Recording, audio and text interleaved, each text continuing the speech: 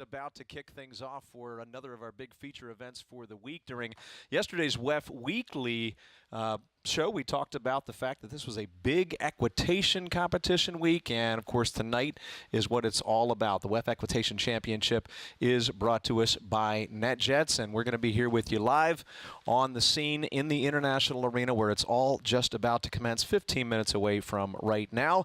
And I'm Brian Lookabill. Here with us, of course, we also have Rachel Kennedy and Ava Stearns. We are in the actual booth right here overlooking the International Arena, where the top 40 riders from throughout the course of the season are just about to start to show in what is going to be an under-the-lights performance here for Thursday. Of course, this is an adjusted start time and start day, in fact, because we had weather that was expected to come in here this weekend, and we wanted to make sure that we avoided that weather, so they moved it up. Got notification of that last weekend, well in advance of the weather coming through, that there was a possibility that we were going to have to go ahead and make a change to that schedule. So we are in fact here and just about to get underway again at the 6 o'clock hour, and in just a few minutes here we're going to take a look at the list of riders that have actually made it, and they've done so through all of the equitation ranks throughout the course of the season, whether they be the USEF medal classes, the McClay championship classes, all the other equitation events that are held here for our junior riders,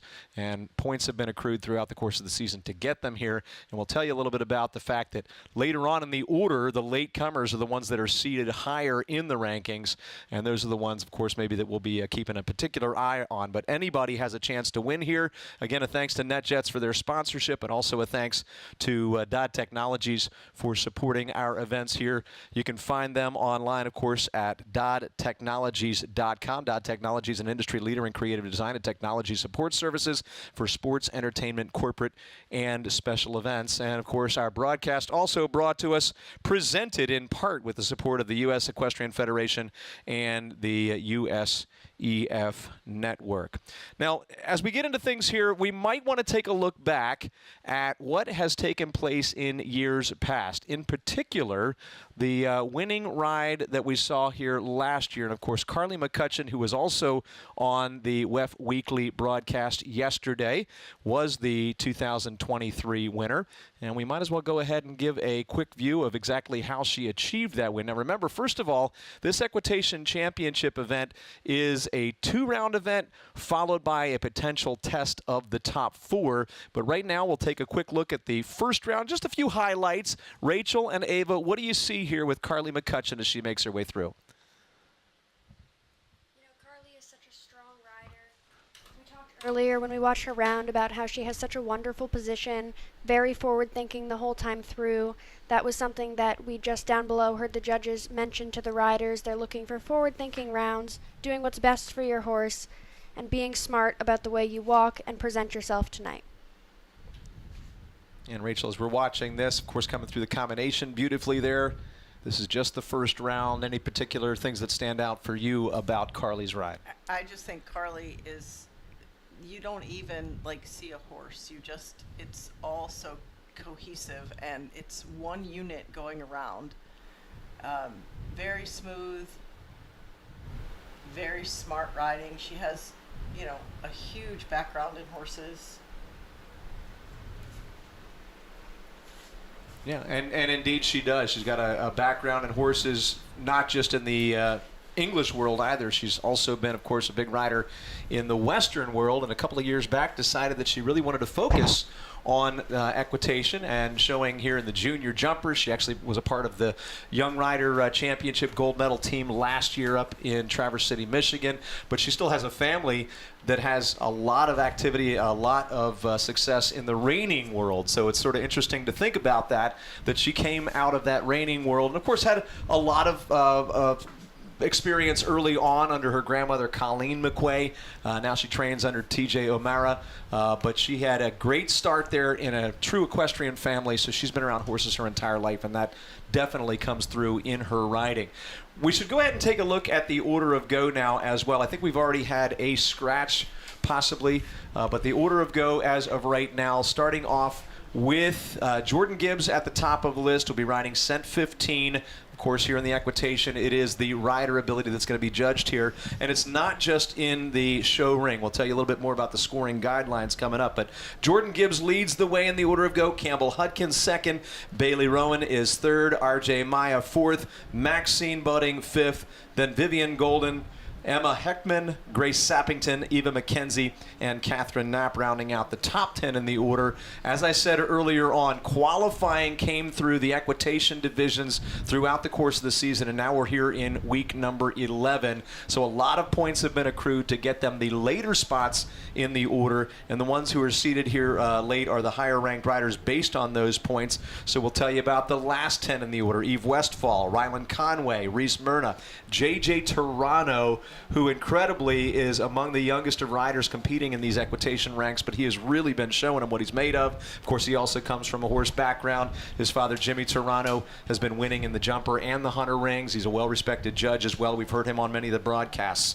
Blake Rowan, May Manis, Parker Peacock, Christian Dominguez, Olivia Sweetnam, Caroline Olson, Taylor Cawley, Sydney Rady, and Kate Hagerty, who is going to go in that 40th position of the order. Let's quickly talk about the format here, because there are a few interesting parts of this format, starting off with the fact that they don't just get judged when they come into the show ring. They actually get judged out in the schooling area as well. And what would those judges, do you think, be looking for out in that warm-up area? That is not typical. It's only in a few select equitation classes that those types of things happen. I think in the schooling area, the judges are looking for efficiency, being smart, working with your ground person, when the riders put their boots on, how the riders put their boots on, do the riders check the grooms putting their boots on, their tack should be fitted right, is their girth tight? I think it's everything that all these kids have ever learned, and now they have to do it on their own. And that's a good point to be made. Ava, you've had to deal with this probably without your trainer before. What is it like when you've got a career where you have been coached, you've had a trainer in the warm-up area, they've taken you right up to the gate, they've given you those final words of wisdom. In this case, you don't have the luxury of that. It's just you, what you know, and the assistance of your groom and nobody else. How nerve-wracking is that? That's definitely a bit of a stressful experience. However, for these kids who are at the top of their sport, the top of their game, I think it's an exciting opportunity to show off that they've learned these skills and they're ready to move up through the ranks and eventually maybe one day do this on their own. So I really love this class. I love getting these riders, giving them the ability to show off what they've learned, not just in the arena, but outside the arena, and their horse knowledge. And what would you be focusing on as a rider? Possibly, let's just say it's your first time. You probably have to shake off the nerves a little bit before you go into that warm-up area. But if you have the thought in your mind, those stewards are watching me. They're about to give me either bonus points or take points away. And by the way, that can come in a range of either -2 or +2, all the way anyway between those. You could lose points or you could gain points before you come into the ring. So what would you be thinking about besides not being nervous about it? I think that's something I thought about a lot, was not overdoing it in the schooling area. You've done a lot of your prep work before you've gotten to this class. Just making sure you're not jumping too many jumps, you're not jumping too big, really communicating with your groom, your grounds person, and a big thing that they talked about during the riders meeting is making sure you are up to the ring on time. There's nobody to tell you that, so you have to be keeping track of who's in front of you, who's behind you, when you can get in the schooling area, and not getting too caught up and spending too much time in the schooling ring. Additionally, these students have had to turn in any materials they want to use beforehand, so making sure that if you are using materials such as something to go over the jump in the schooling ring, you're using it properly. Right, and they've also had to turn on their cell phones. There's a big case of cell phones there at the end gate. You can't have any communication with anybody from outside. You risk elimination if you do, in fact, break that rule. So that is a big part of it as well. Again, no outside assistance. What you know before you came in here is what you are going to go into the ring with. And, of course, we have two very experienced stewards who have also been horsewomen themselves, including Diane Landerville, Gian Bonsel. They have a lot of background in this sport. They know what they're looking at. They've had to school horses themselves.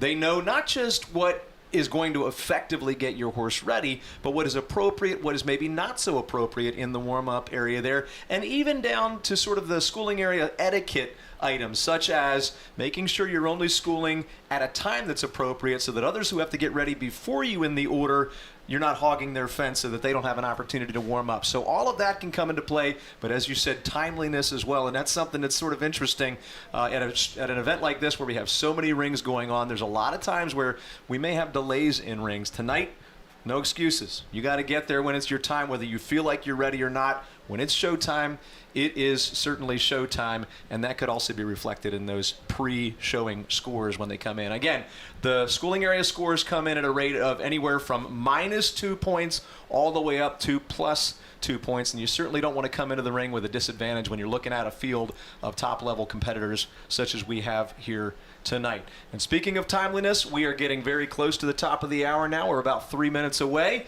We'll be kicking things off with the WEF Equitation Championship. So let's get down to brass tacks about what's going to happen in the show ring. We've got 2 panels of judges. Those panels will be located, and we'll get you acquainted with them here as we get closer, but they'll be located in a couple of different places around the arena. One is on our left side as you go into the end gate. One panel is on the right side as you go through the end gate there. So they both have different vantage points. Each of them will give a numerical score. We'll combine those scores in the first round. When we're done with the first round, whoever has a score within the top 12 will be invited back. They'll do the same thing in the second round, and then it comes down to the real moment of truth when we get into the top 4. And I think later on when we get into that testing phase, we're actually going to give you a look back at what the winning test was last year from Carly McCutcheon, so you can get a bit of an idea of what it's going to require. But what do you think they're going to be thinking at that point? The pressure's really on when they get into that top 4 test, Rachel. Sure is. Sure is. They've made it through the top 12, and now they're in the top 4. And that's going to be under the lights as well. So, of course, there's the additional pressure of being in one of the biggest arenas in the world in the sport of hunter, jumper, and equitation competition. So we'll see how they handle that pressure here on this Thursday night. Again, an adjusted schedule due to the incoming weather that we're expecting here this week. But again, the first one's coming up very shortly. 40 will show. And, of course, the ones in the later part of the order here, as I mentioned earlier, qualified for those later positions being seated based on the points that they earned to get into the evening. Again, our event here in the WEF Equitation Championship is presented by NetJets. And before we kick things off here for the first in the order, we'd like to go ahead and give a tribute to our sponsor here on Thursday night. Thanks again to NetJets. With NetJets, travel will always be personal. We do everything it takes to make every flight exceptional. Every single detail of your experience is personalized, just for you. As our standard is not just to meet our definition of perfection, it's to exceed yours.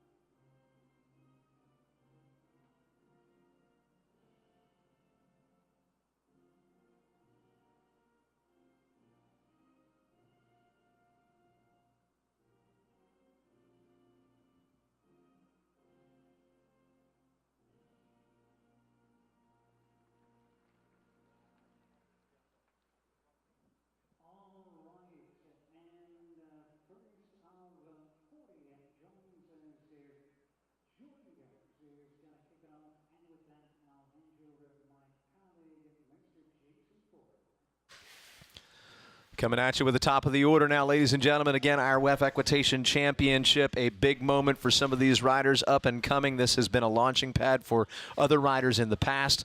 They have eventually become professionals. A couple of years ago, we saw Luke Jensen make his way to the top of the list. He now is a professional for North Run. Missy Clark, John Brennan. Of course, we have, as I mentioned earlier, Carly McCutcheon, who won it last year, went on to some other wins during the fall season in the equitation ranks.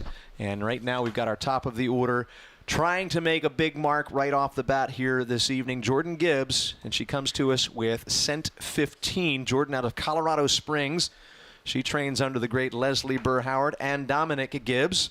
She's had a 3rd and a 7th overall in Washington, a 2nd in the Gladstone Cup, 3rd in the WEC Premier Cup, which of course happens in Ocala, and in the WEF Equitation Challenge. Top of the order out of 40 to go. You really want to make a strong mark here, give those judges something to remember when you get to the end of the line. You know, it's really hard to have to go first in a class like this, have to set the track, and I think so far she's doing a really nice job. That first line was a bit of a question, 7 or 8. As the kids walked, she showed off the 8 nicely. This is a horse with a very big stride, a very big record.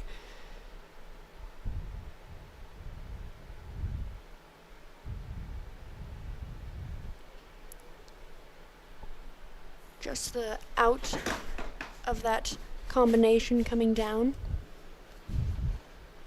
I think she maybe overrode the in just a bit, but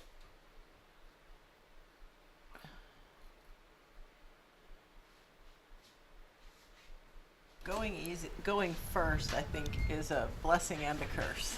Yeah, I think that she did a really nice job laying down the track. I love the way she rode her last line. It's a Swedish jump 12, so the riders have to make sure that they really find the center of that, or else it's going to come down.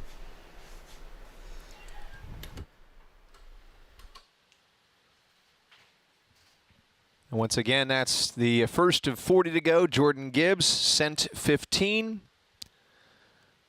We will be hearing about scores coming out of that warm-up area as well as they come up on the board here. Remember, they can either lose points in the warm-up area or gain them. -2 would be, of course, the worst-case scenario. +2, the best-case scenario if you get those bonus points in the warm-up area. Scores will be coming in there for cent 15 and Jordan Gibbs in just a moment. Right now, we are watching Campbell Hudkins out of Farmington, Connecticut, coming in, training with Max Amaya, TJ O'Mara, here aboard Locadur. Campbell part of last year's team silver and bronze medal, actually at the 2022 and 2023 North American Youth Championships, which is certainly another milestone.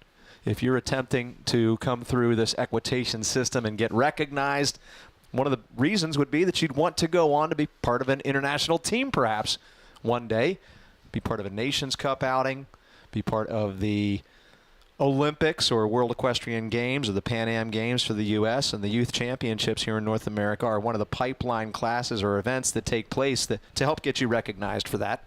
This rider was also 2022 10th place in the USEF medal final, won the USHJA jumping seat medal final East a couple years before that, and last year again was the Hermes Equitation Championship winner. Full-time junior at Suffield Academy, also is part of their sports broadcasting group. So she may be somebody we would hear from on one of these types of streaming events in the future. Campbell Hudkins here with Locadur.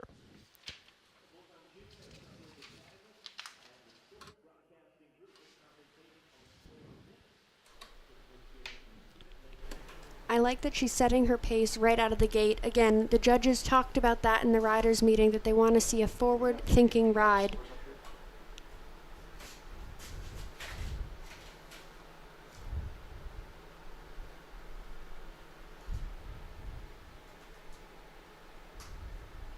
She fit the 8. I think that's going to probably be the choice.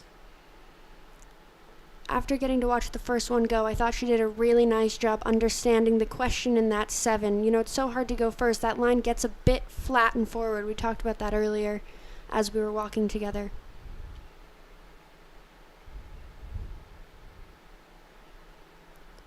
And this 4 to the skinny gets really quiet.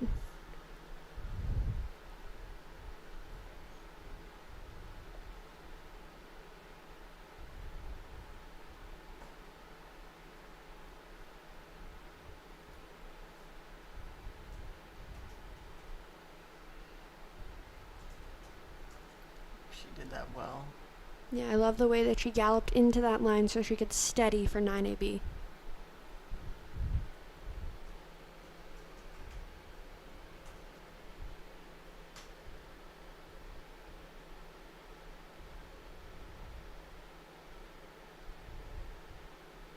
That was nice.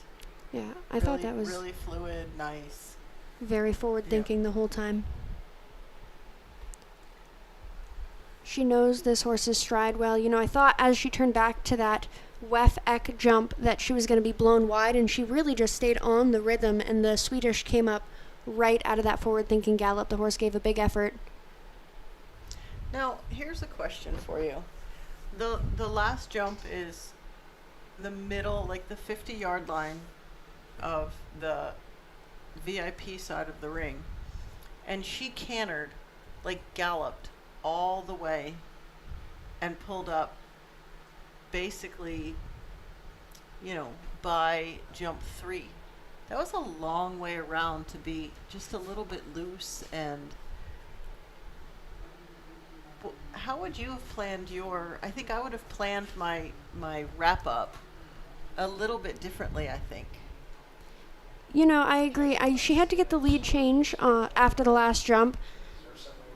This is a lot of rounds for these horses, so I think that's something in the back of your head that you should be thinking about. However, I did like that after she kind of came back through the center, she let her horse trot, come back to a walk.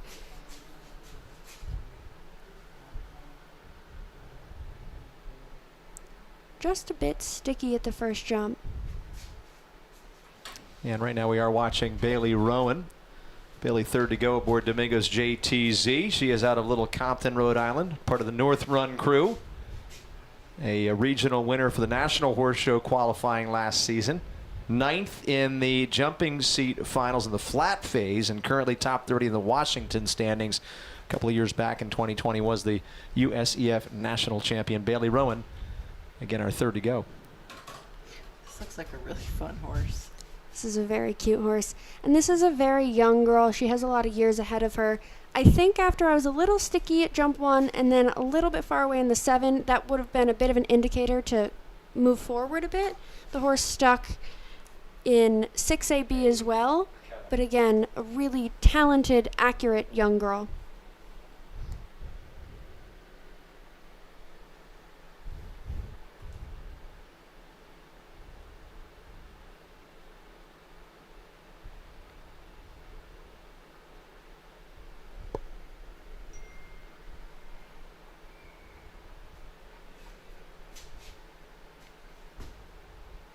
She also had a wide exit. I don't necessarily like the wide exit is, see there she came down to the trot, her horse is showing some shape, she's, you know, trotting out of the ring.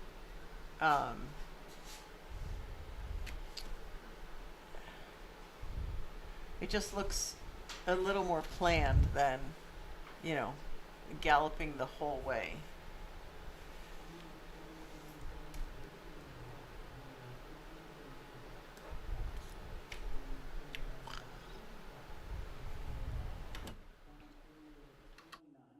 Well, it looks like an 85 and a 79, along with one bonus point from the schooling area coming through there. So those just coming up, as you can see, for Bailey Rowan, and RJ Maya is next to go with Empire. Empire here out of Wellington. RJ Maya training with Ken and Emily Smith, the Ashland Farms crew. She was champion at the Capital Challenge in the age group equitation, runner-up at the Hamel Regional Finals in Kentucky. 4th to go, RJ Maya.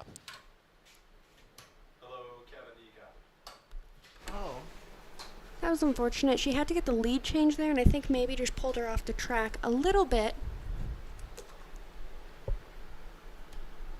And I also think when the horse did the lead change, it really changed the rhythm. And that just maybe... I feel like RJ was riding 7, and when he did the lead change, changed his mind to 8, and it was too late by then. Yeah, that was unfortunate because I thought he did a really nice job measuring the first 8. I was about to comment on how soft it was and how he used his track to really cover that.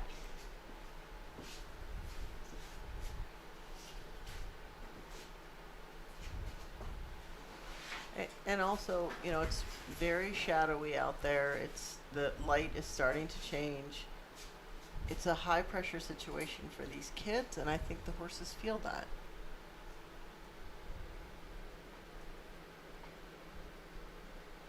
I also think this is going to be his first of many Absolutely. He recovered WEF so well. Equitation championships. Yeah. I love the way that he sat up and gave his horse just a touch of confidence to that WEF Eq black jump. It's a bit spooky out there, especially with the shadows and the flags going straight at VIP. You know, that was unfortunate. I think he just didn't quite expect his horse to change the rhythm, and his track got a little bit wide. But overall, the rest of it was beautiful. Yep. Let's take a quick look back at some of the scores here. We're just to catch you up. The first in the order was Jordan Gibbs. Jordan finished up with a 79 and a 79. They also had bonus points, one bonus point from the warm-up area there. And so they will finish with an average of 80. 79 and 79, of course, averaging out to a 79, but add 1 point for the schooling area, and that gives them an 80 as the round total. Campbell Hudkins was the second one in the ring, came in with 2 points from the warm-up area. They had an 84.5 and an 84.5 from those judges, so they finish up, when you include that bonus point, with an 87 result. Bailey Rowan, the third to go, had 82.5 from both judges. And actually, I'm sorry, a 79 and an 82.5 plus 1 bonus point from the schooling area, so they score an average of 82.5. And then RJ Maya, of course, just finished up, as you can see, 2 points from the warm-up area. And unfortunately, they did have 40 and 41. So their average, actually 40 and 40, so their average actually is a 41. And right now, they'll go into 4th place. 5th to go, we've got Maxine Budding here from Sag Harbor, New York, training with TJ O'Mara, Max Amaya, and the Stonehenge crew here with Just Special. They were 2 years back the jumping seat medal final gymnastic phase winner, top 25 in the talent search finals last year, and a top 15 in the $10,000 equitation championship as well. Maxine Budding. This horse is on a huge stride.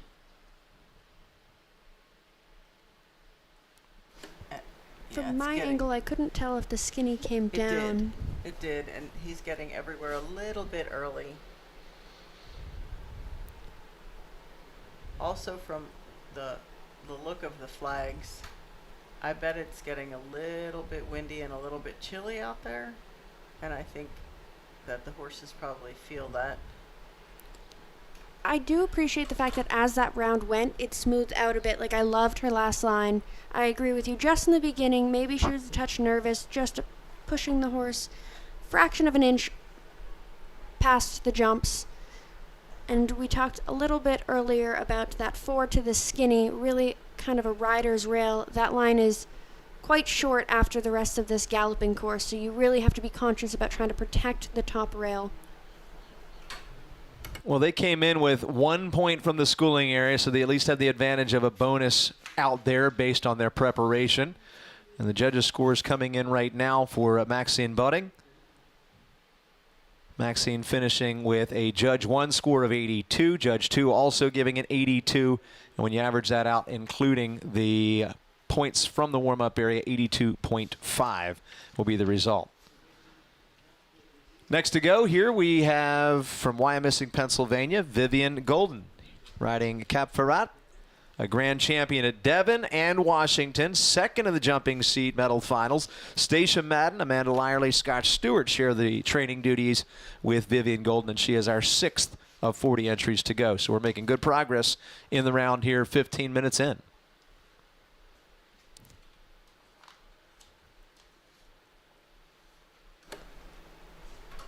I thought she might have gotten down the first 8 a little bit early, didn't quite have the momentum she wanted. I appreciate that she knew that right away. She put her leg on, kind of galloped down that 7, but with her horse on the left lead, she just had to protect that for a moment more, stepped off, and then fixed it, but did get down the 7.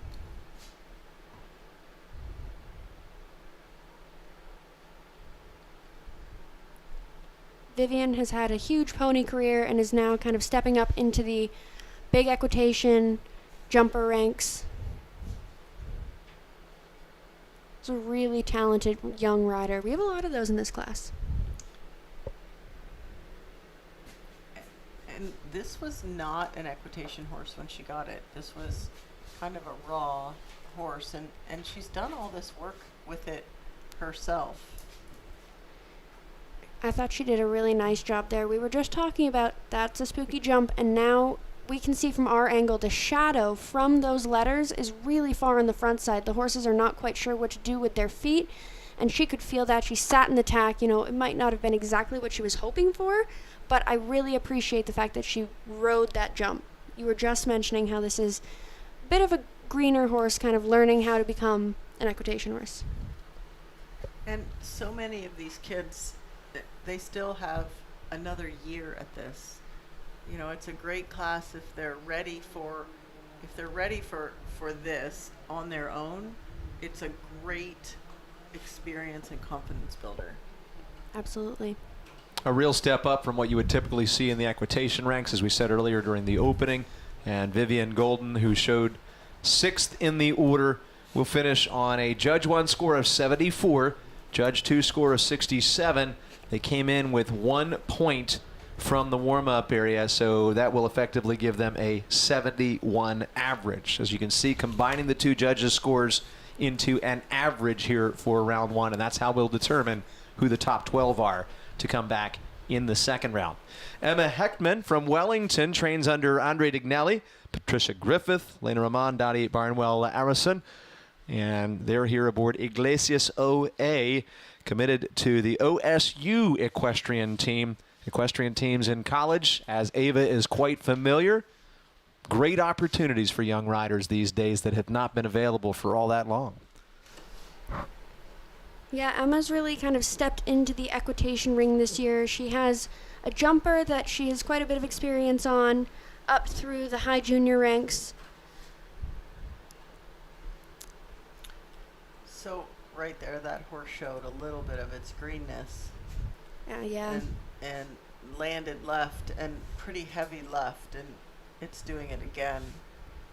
You know, she's missed 2 lead changes right now, but again, the class is so good for so many things. Like, it gives these horses experience, it gives the riders experience. Everyone's thinking on their own. And I think especially somebody who's kind of really stepping into the equitation for the first time this year, Emma can use this class as a bit of an indicator of where she is as a rider. You can see this horse getting a little green throughout this round, but her reaction everywhere has been so correct. That horse landed heavily on the off lead. She tried to fix it. Maybe the horse fought her a little bit, but she never gave up on that after, again, in the next corner. And then she knew she had to ride forward down the lines. And I thought she did a nice job getting the horse where he needed to be at the jumps. It's just the in-between, a bit of greenness.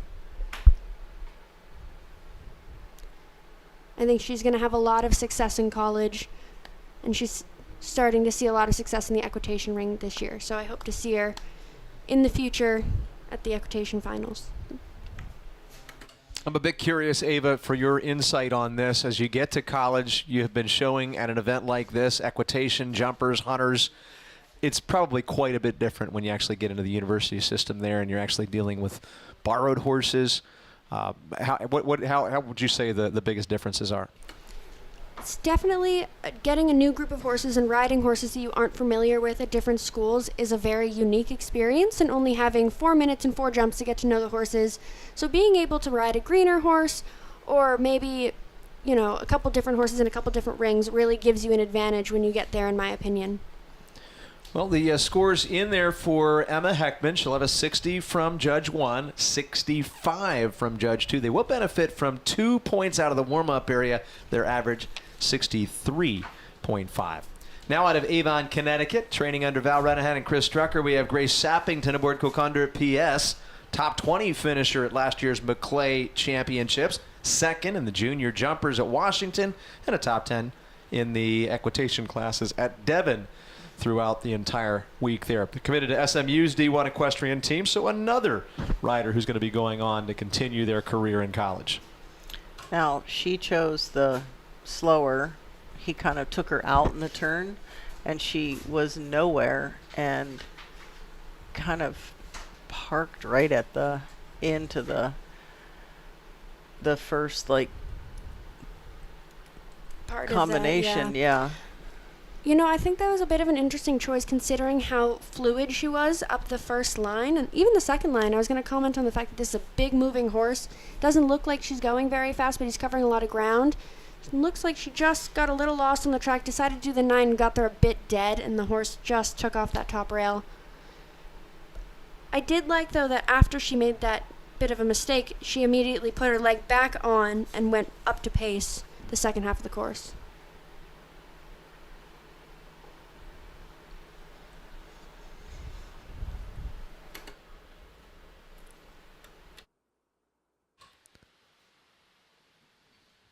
And we'll see what happens with those scores as Grace Sappington wraps up.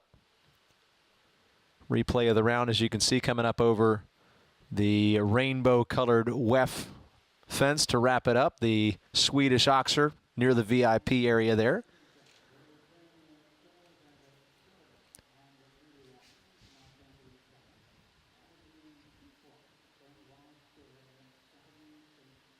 As you can hear from our house announcer there, it's Andrew Brown along with Jason Porter in the booth for the folks who are here in the International Arena. We've got scores from Judge 1, 70 from Judge 2, 81, demonstrating, of course, the difference between the vantage points on one side of the arena to the other. Add 2 points from the warm-up area, and Grace Sappington will finish on a 76.5 average. You don't often see disparity between the scores to that extent. But certainly you could expect that if you're looking at it from a completely different angle, one pair of judges may see it completely different from another. We've got Eva McKenzie in next. Eva is here with a Demonia GSZ. This is number 254.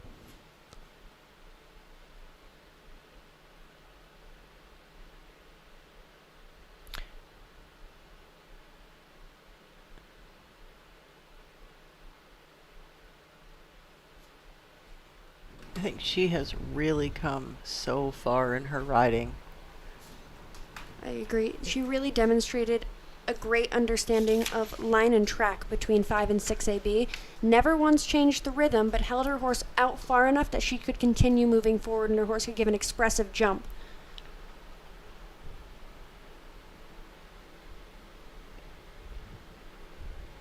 Now maybe just has to slow it back down a touch. Her horse jumped a little lofty. A little bit quick.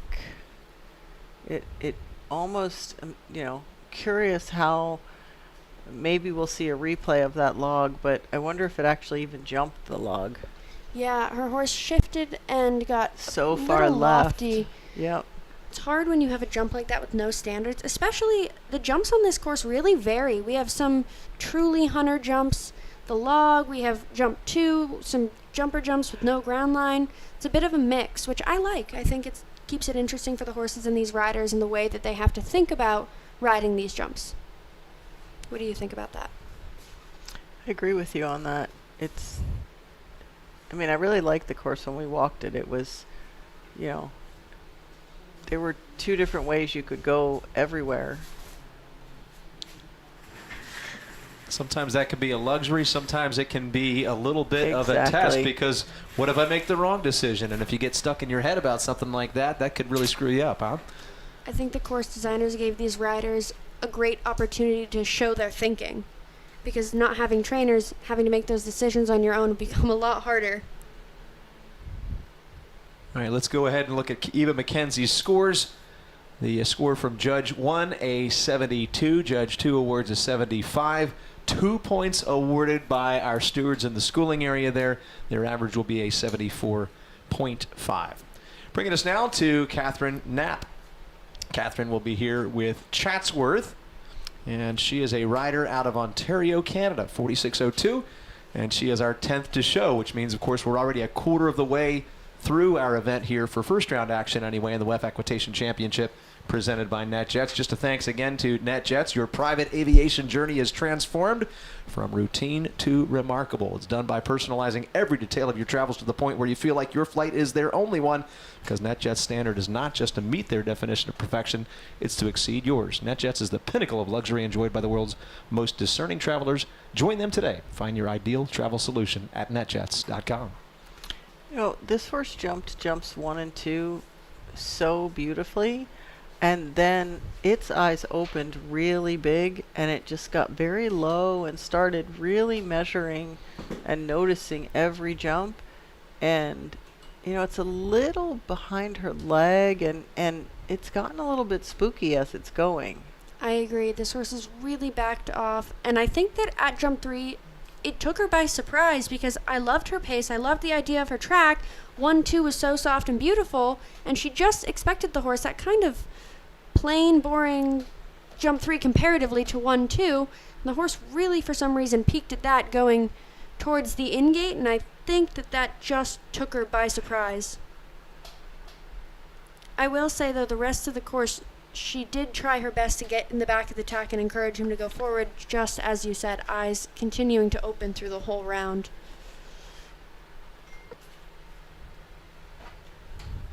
Well, Catherine Knapp wrapping up. We'll see what the stewards, Jean Bonzel and Diane Landerville, thought about the preparation there before she came in with Chatsworth. Did she take the appropriate amount of time to get ready? Did she do all of the appropriate things in the schooling area? Was there anything that caused them an issue out there? Looks like they did give 1 point in the warm-up, and then the judges awarded a 63 from panel 1 and a 62 from panel 2. So that gives them a 63 average. Brings us now to Youngstown, Ohio-based Paris Levy, who trains with Val Renahan and Chris Strucker. Paris here aboard Clouseau, a top 15 finisher in the Gladstone Cup, was a winner in the USEF Hunt Seat Medal during the 9th week of competition just a few weeks back. And again, they'll be the 11th to show here. It's Paris Levy, 13:58.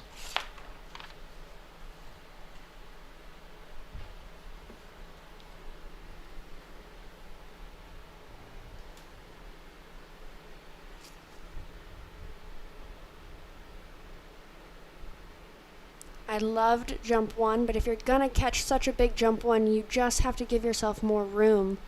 I think got a little bit buried at jump 2.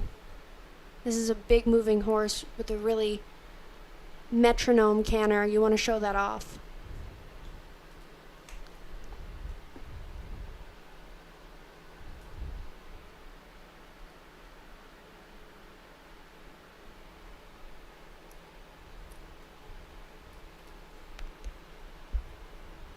She was just so slow, and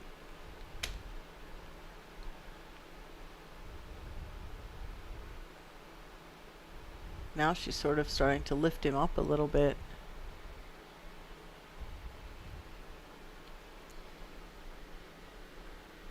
I think this is a big strided horse, and when you have a big strided horse and the lines are getting a bit easy, you have to compensate with your track so you can keep that canter animated. Just keeps it a little more interesting.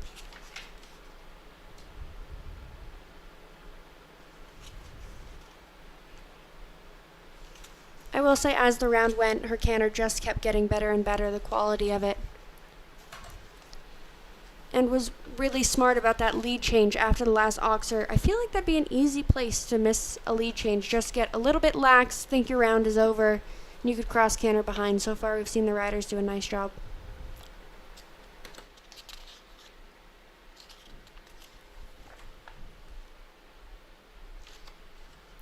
And again, it was Paris Levy from Youngstown, Ohio. The warm-up area gave them 2 bonus points, so the maximum possible there. Apparently the stewards out in the warm-up area appreciated the way she prepared to come into the ring. Now our scores from the in-ring performance: 75 from Judge 1, 74 from Judge 2, 75.5 will be the average when you include the 2 bonus points. Grace Defoe coming up. Perrysburg, Ohio is Grace's home base. So 2 riders in a row here out of Ohio. Missy Clark, John Brennan, Maggie Gamper, the folks from North Run, the trainers of Grace Defoe. She's aboard Tanzanite de Semilly. First place finish for the Dudley B. Smith Equitation Championship last summer. 11th overall in the Washington finals. And 10th in the Hermes Equitation Championship as well for Grace. She is our 12th to go here. So she really let that 7 get away from her.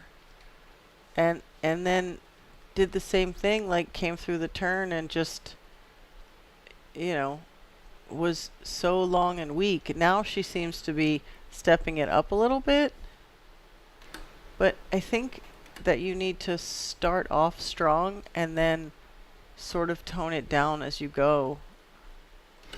I agree. I think that'd be my idea in a big ring like this. Start with enough pace and then you can take away if you need. I know that this is a bit of a new mount for her, but after that 7 and was a little sticky out, that's a place as a rider that's an indication that you're going a little bit too slow. So there you can just put your leg on, hit the gas. I think that she got it by the end, but definitely the first half of the course just a little weak everywhere.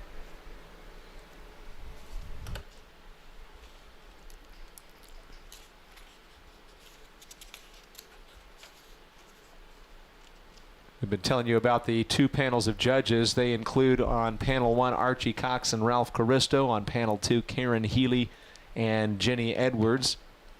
Each of those panels gives a numerical score, and we average the 2 of them and add on the schooling area points. They come to us again from Gene Bonsall and Diane Landerville.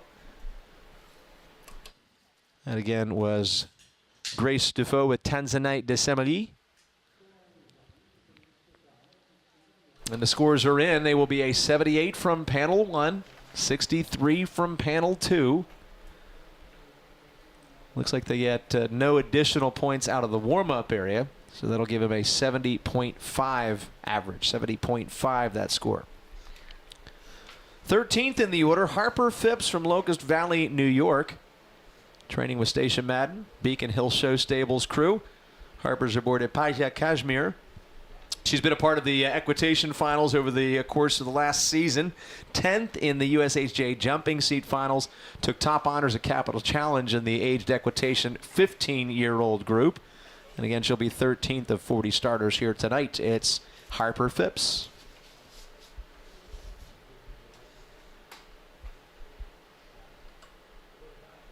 This is such a cool horse.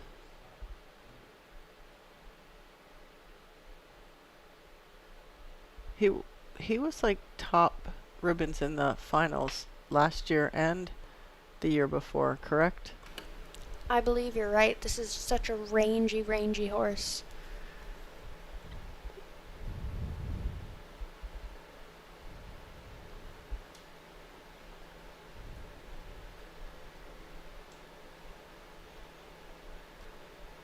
I thought she did a really nice job there. Again, a big strided animal, really used her line and track to give herself enough room to 6AB.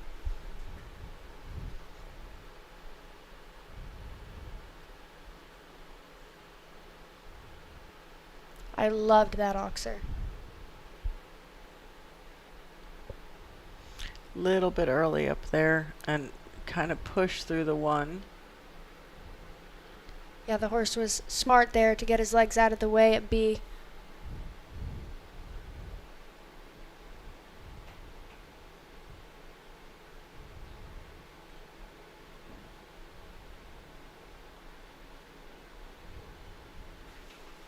And I really like the last line. Yeah, I didn't mind that at all. She did one more than a couple of people have done, but it matched. It made everything seem more cohesive. She never really had to change her rhythm anywhere on that course. I thought that was very well done. I agree with you. And Rachel, you've judged at the biggest equitation championships in the country, and of course we're part of the McClay judging panel last season. And you just talked about the number of strides that she got in there. A lot of people would think that that's incredibly important to match up with everybody else. That's not always the case. You want to really ride your horse to what matches their stride and just make it look smooth, correct? I think that's, and that was one of the things that they spoke about. Ava said in the in the riders meeting was do what's best for your horse. And those two jumps, they're not even on the same line. They're related but unrelated. And I think she just stayed in the same rhythm and made 8 steps look identical to the ones that are doing 7 steps. And if you were talking about a much shorter distance there, it might make a bigger difference as far as the scoring is concerned. But in this case, an 8-stride line, maybe not nearly as important. But again, that was Harper Phipps. Her scores coming in now. She finished with what looks to be our best score so far, 83 and 90, along with 2 points from the warm-up area. So she is, in fact, going to be in the lead with an average of 87.5 up to this point. Abigail Gordon, Statesville, North Carolina based, will be our next to show. She is training with Ken and Emily Smith, Chrissy Keir, Nora Gray, Francisco Goyaga Molet. That's the entire team there from Ashland. And her mount again is Any Given Sunday. She's been a high junior jumper champion at the National Horse Show, low juniors at Harrisburg, winner of the Taylor Harris Finals, placed top in the high junior jumpers and the equitation divisions at Devon, and so much more, competing in the under 25 ranks here during the winter season in Wellington. And she is committed with a scholarship to the University of Georgia, part of their equestrian team for the coming year. So a salute to another great up-and-coming rider, Abigail Gordon. I feel like I talk about this every single time I commentate, but this is one of the most seasoned equitation horses out there. I mean, she's just sort of galloping around, which is nice. He was a little late in the 7, but she was with him. She was with him. She finished, she presented him with it, she finished the ride, and she followed him across the top. So it was as smooth as could be there, even though it was a little bit far away. I agree.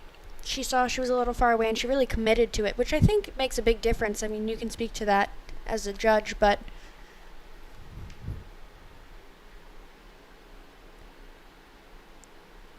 she knows Sunny really, really well, and I think it showed.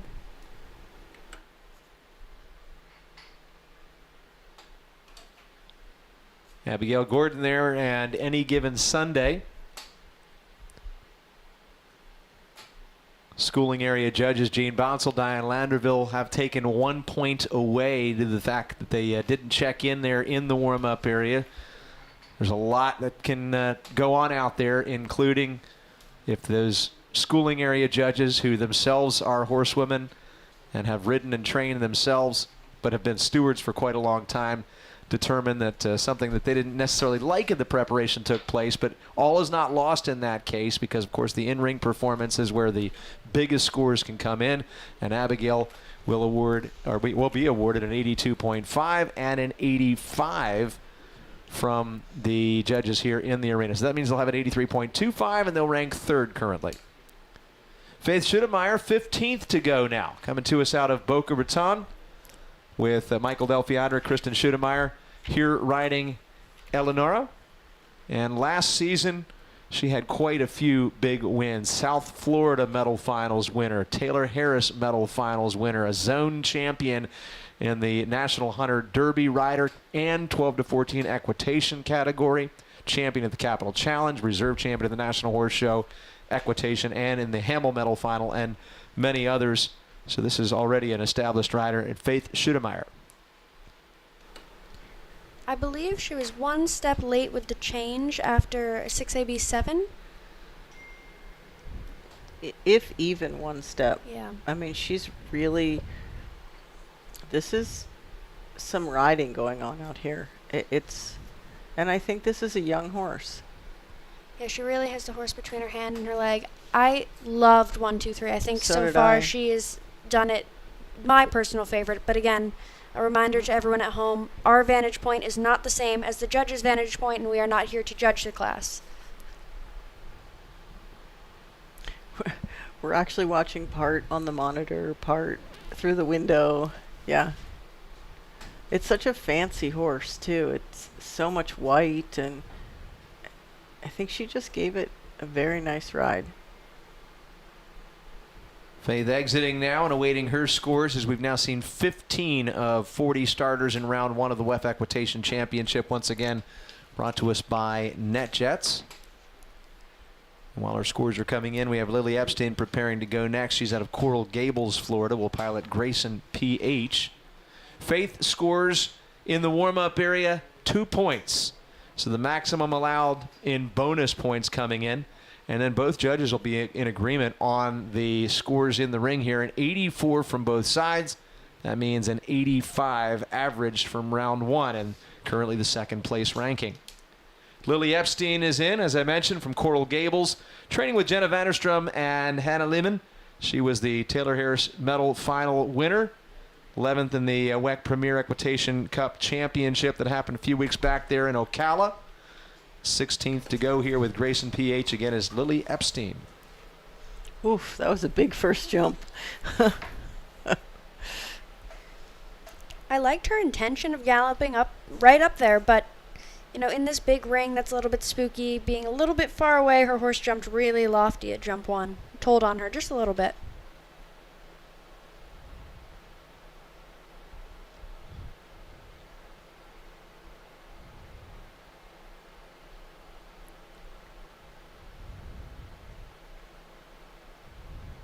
You know, now the lighting has totally changed again, and the shadows have all gone away. Yeah, things have mellowed out quite a bit since the sun has dropped down here. It's certainly something to contend with, possibly.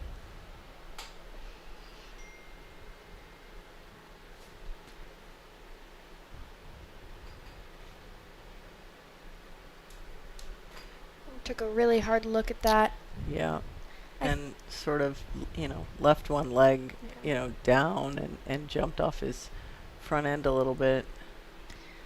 I like that after that happened, she took her time, gave herself plenty of room, and Exactly. sat in the tack and really drove at that WEF Ec black jump. You know, I think she has a lot of experience in jumpers also, and she's young and has a great team of trainers. And I think she knew when that horse overjumped jump 1, same as in the jumper ring, you know, You get have to right up ride. there, you know, until you feel them start to breathe. And I don't know that that horse ever took a breath the No, whole way I around. agree. You know, maybe that isn't exactly how she envisioned this class going tonight, but her response everywhere was correct. And if you're using this class as a metric for where you need to be and where you need to improve by the time finals come around, what you need to practice, what you need to change with your horse, I think that was a very good metric of positive response out of the rider. And as you're talking about that, what a great way to start off the year. Still have a long way before you get to the indoors this fall, but if you can really do well here tonight, or at least prove yourself and take a lesson out of this, you can take that on into the qualifying period and on into the finals when you get there, and maybe by that point just absorb all the confidence that you could gain from an experience like this. Scores for Lily Epstein coming in at a 65 and a 61 for the two judging panels. The warm-up area gives them 2 bonus points. They'll have a 64 average this evening. Cecilia Perry now from Boynton Beach here training with Andre Dignelli. And aboard Linford 9, a 5th place finisher at the Talon Search Finals at Gladstone, 7th in the WEC Premier Cup a few weeks back. So she's already had some top rankings out of some of the biggest classes in the country over the course of the past season. This is a really big strided horse. I mean, I think she was a little bit far away from the Horseware Oxer, but he just stretched his body and made it look like it was right out of stride. I agree. I thought she was going to be a bit farther away than it was. Again, at the jump 4, the end of that outside 3, I felt the same way.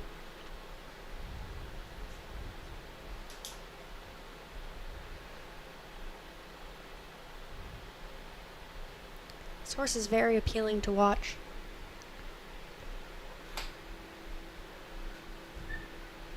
She's doing a nice job bending out these lines too, knowing her horse has such a massive stride.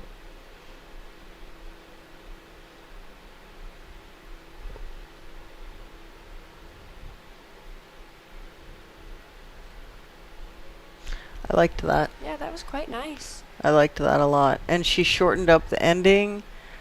First one, she shortened up the ending. And, you know. Like you mentioned earlier, you're still being judged at this Exactly. point. Show off your equitation, show off your connection with your horse. One of the best things I ever was told by a trainer is that the moment you step into the ring, you're being judged. Your walk matters, the way you hold your reins matters. Until you're out of that arena, Rachel, let me ask you as a judge, as we're talking about the fact that they want to show off all the way until they get out of the gate there are many times when you get to the end of a round and you're really trying to make a final decision. You are definitely using what you saw over the jumps and throughout the course of the entire round there to determine what that score will be. But if there's any edge given, a little bit of what you finish on might be what gives you the edge to get that extra point or half point, right? So many people land the last jump, know they had a great round, and Celebrate just early. for a second, and that's all it takes. It's like the guy that gets to the end zone and he doesn't realize there's a guy right behind him and he holds the ball out and starts to celebrate and the guy just slaps it out of his hand. Yep. Wait a minute, it's not over yet. Scores then for our rider again, Cecilia Perry, riding Linford. Cecilia will get a 2-point score from the warm-up area, 87 and 86 from our two judging panels in the ring, and she's going to actually take over the lead here with the 87.5. So she put together a great trip there, putting her right now at the top of the list. And as these rounds tick away in the order of go here, she's got a great chance of being a part of the return group as well.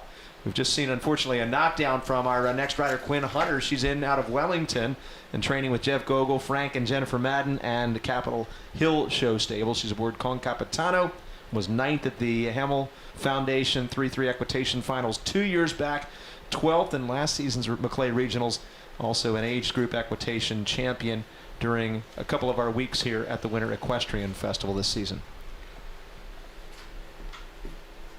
I actually thought she measured that outside 3 well and then just twisted a bit, took her horse in, and I think that's where that rail came from.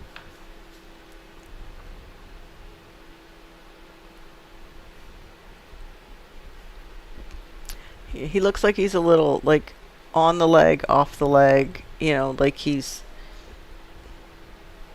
A bit inconsistent in his pace. Mm-hmm. I thought she did a nice job measuring it, just like you said, a bit on and off the pace, and I thought that 1 to 2, she measured her line and track well, and then just needed a bit more pressure in her hands. The horse jumped a little bit out of style, which caused her to be shallow on the backside and have to make a move to that horseware oxer.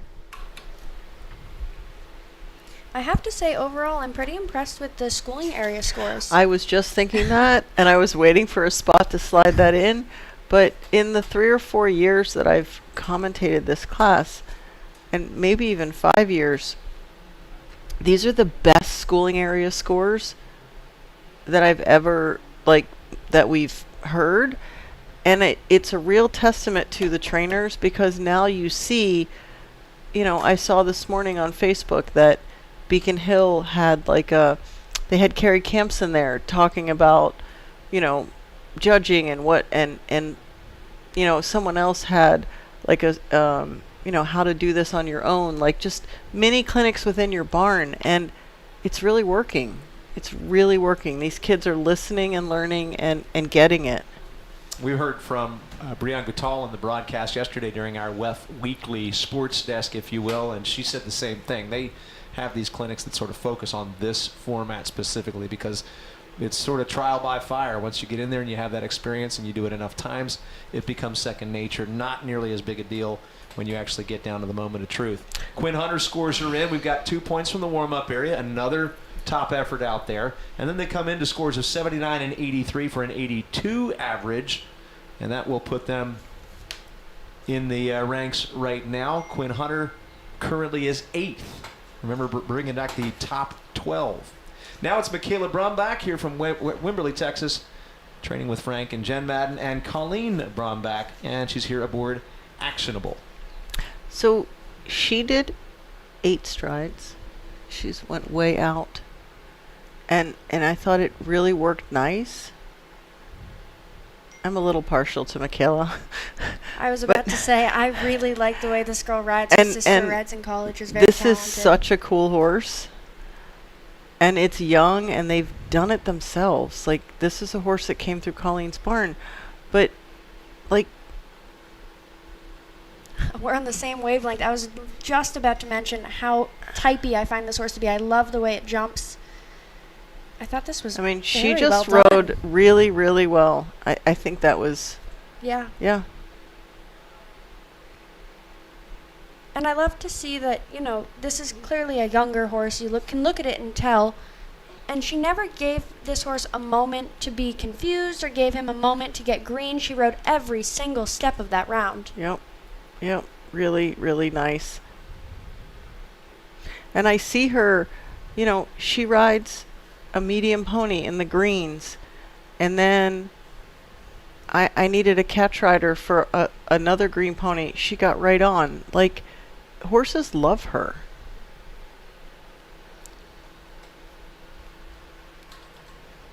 Once again, that was Michaela Brumback, our 19th entry to show. We'll have her scores coming up.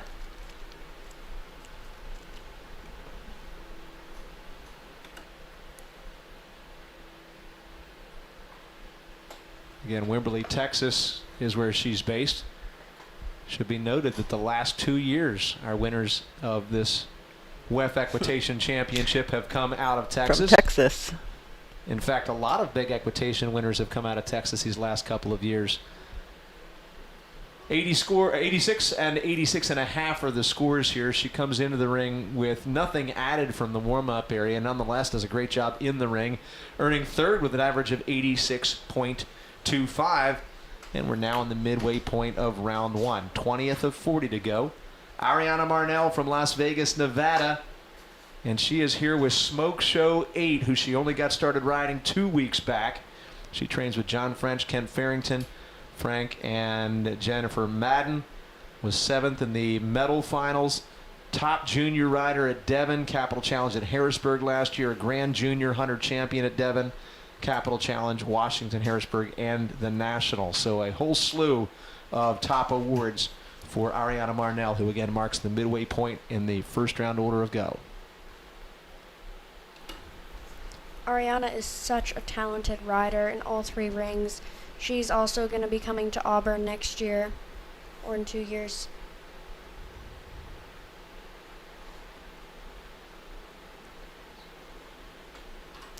Oh, so she clearly, well, obviously the horse listens perfectly, but clearly misjudged that and just was able to stuff in a 7th stride.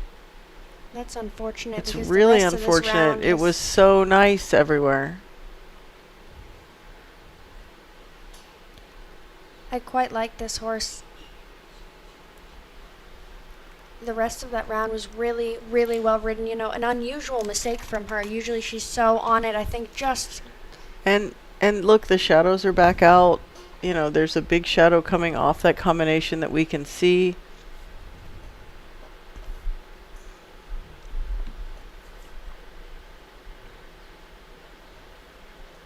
That was too bad. And she's not upset with her horse. She just reached down and she's still petting him. Like, I man, love to I'm see sorry. I love to see a rider reward their horse like that. And this does not take away from what an amazing rider she is. We all have moments that we do silly little things. That's part of the sport. But just being grateful to your horses and continuing to go in and try again tomorrow is really all we can do. Yeah, this performance is happening in real time. It's easy to take a look back and decide what should have happened there. But when it's happening in real time, and it feels a lot faster when you're out in the show ring, you got to understand that these things will happen sometimes. Ariana does finish on a score of 70 and 70 plus 2 from the warm-up area. So she'll finish on a 71 average here tonight. And unfortunately, that's going to be out of the top 12. Quickly, just want to say thanks to Ariane Sellier, who helped you create an authentic French saddle design for performance and freedom of the horse and rider. You can find out more about them online at Arion, that's ARION-HST.com. While we're midway through the class here, Again, our WEF Equitation Championship brought to us by NetJets. And Isabel Amon is next out of Milton, Georgia. She was 2022's Grand Junior Hunter Champion at Harrisburg, Medium Junior Champion last year at the Capital Challenge, and that same year 10th in the Gladstone Cup, 3rd in the Dudley B. Smith Equitation Championship. Training with Don Stewart, Katie and Henri Prudent, Ken and Emily Smith. So she's got a whole team of big name trainers behind her.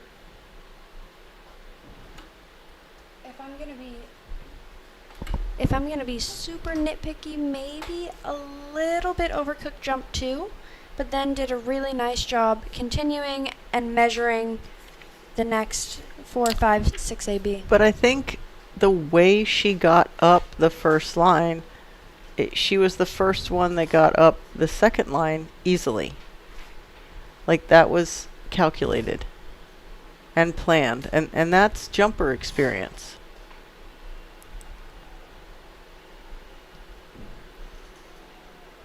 Her last line was quite nice.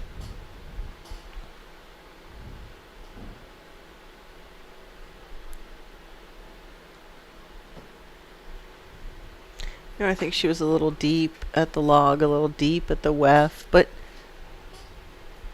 that was maybe smart, especially with the way the lighting's changing again.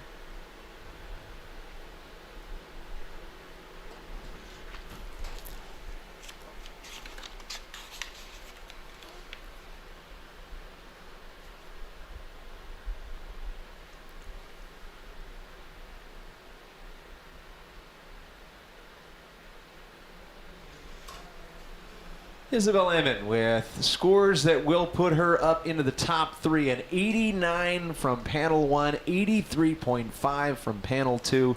2 points from the warm-up area. So she took advantage of that opportunity as well to give her an 87.25 average. And right now, again, that goes into 3rd place.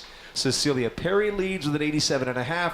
Harper Phipps has an 87.5 as well in 2nd. And then Isabel Amon is just a quarter point behind them in 3rd place. So very well done. And she is going to have to feel pretty good about that. We've got Dylan Bazar next to go. Dylan out of Katona, New York, is the Station Madden and Beacon Hill Show Stables student.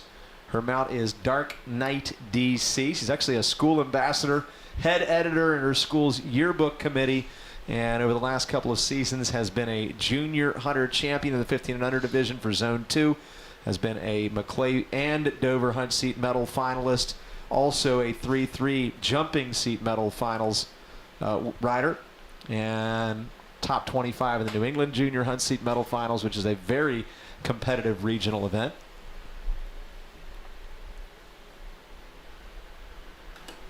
So far, this has all been really smooth.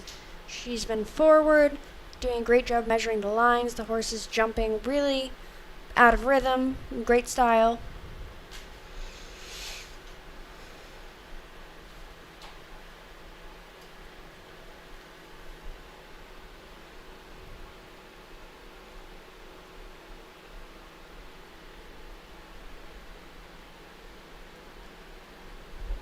It's a really experienced horse and a really good horse.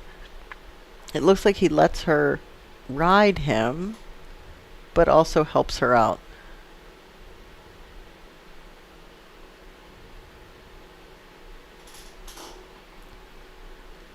It looks like he enjoys it while he's going. Yep, absolutely. You know, she started with a gallop and never really had to come off of it. I really liked that round. It wouldn't work out any different on my card, but I'd really like to see these kids tie up a little quicker after the last jump. Well, judges' result is in. Yep. Panel 1 gives an 88, panel 2 an 88 as well. They were in agreement on that, and it looks like the warm-up area judges of Gene Bonsall and Diane Landerville also liked what they saw in the preparation with 2 points added, and 89 will be the average. So the judges thought that was the best as yet, and they will go into the lead.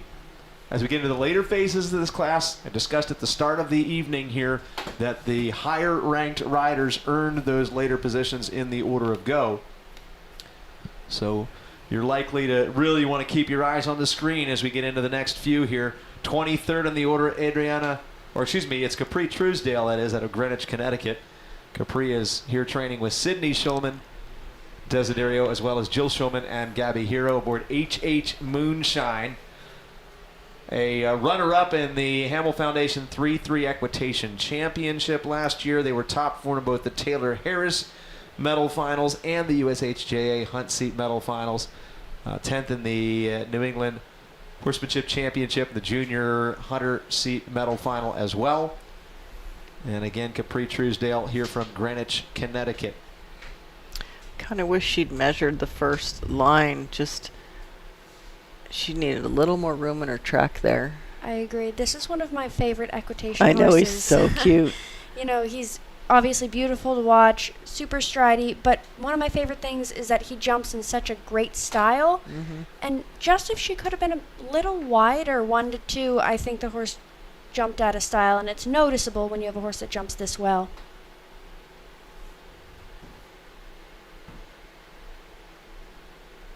I can still picture in my mind very clearly Tessa galloping the hand gallop jump in the Maclay Finals test. This horse has so many gears. It's so fun to get to watch his career.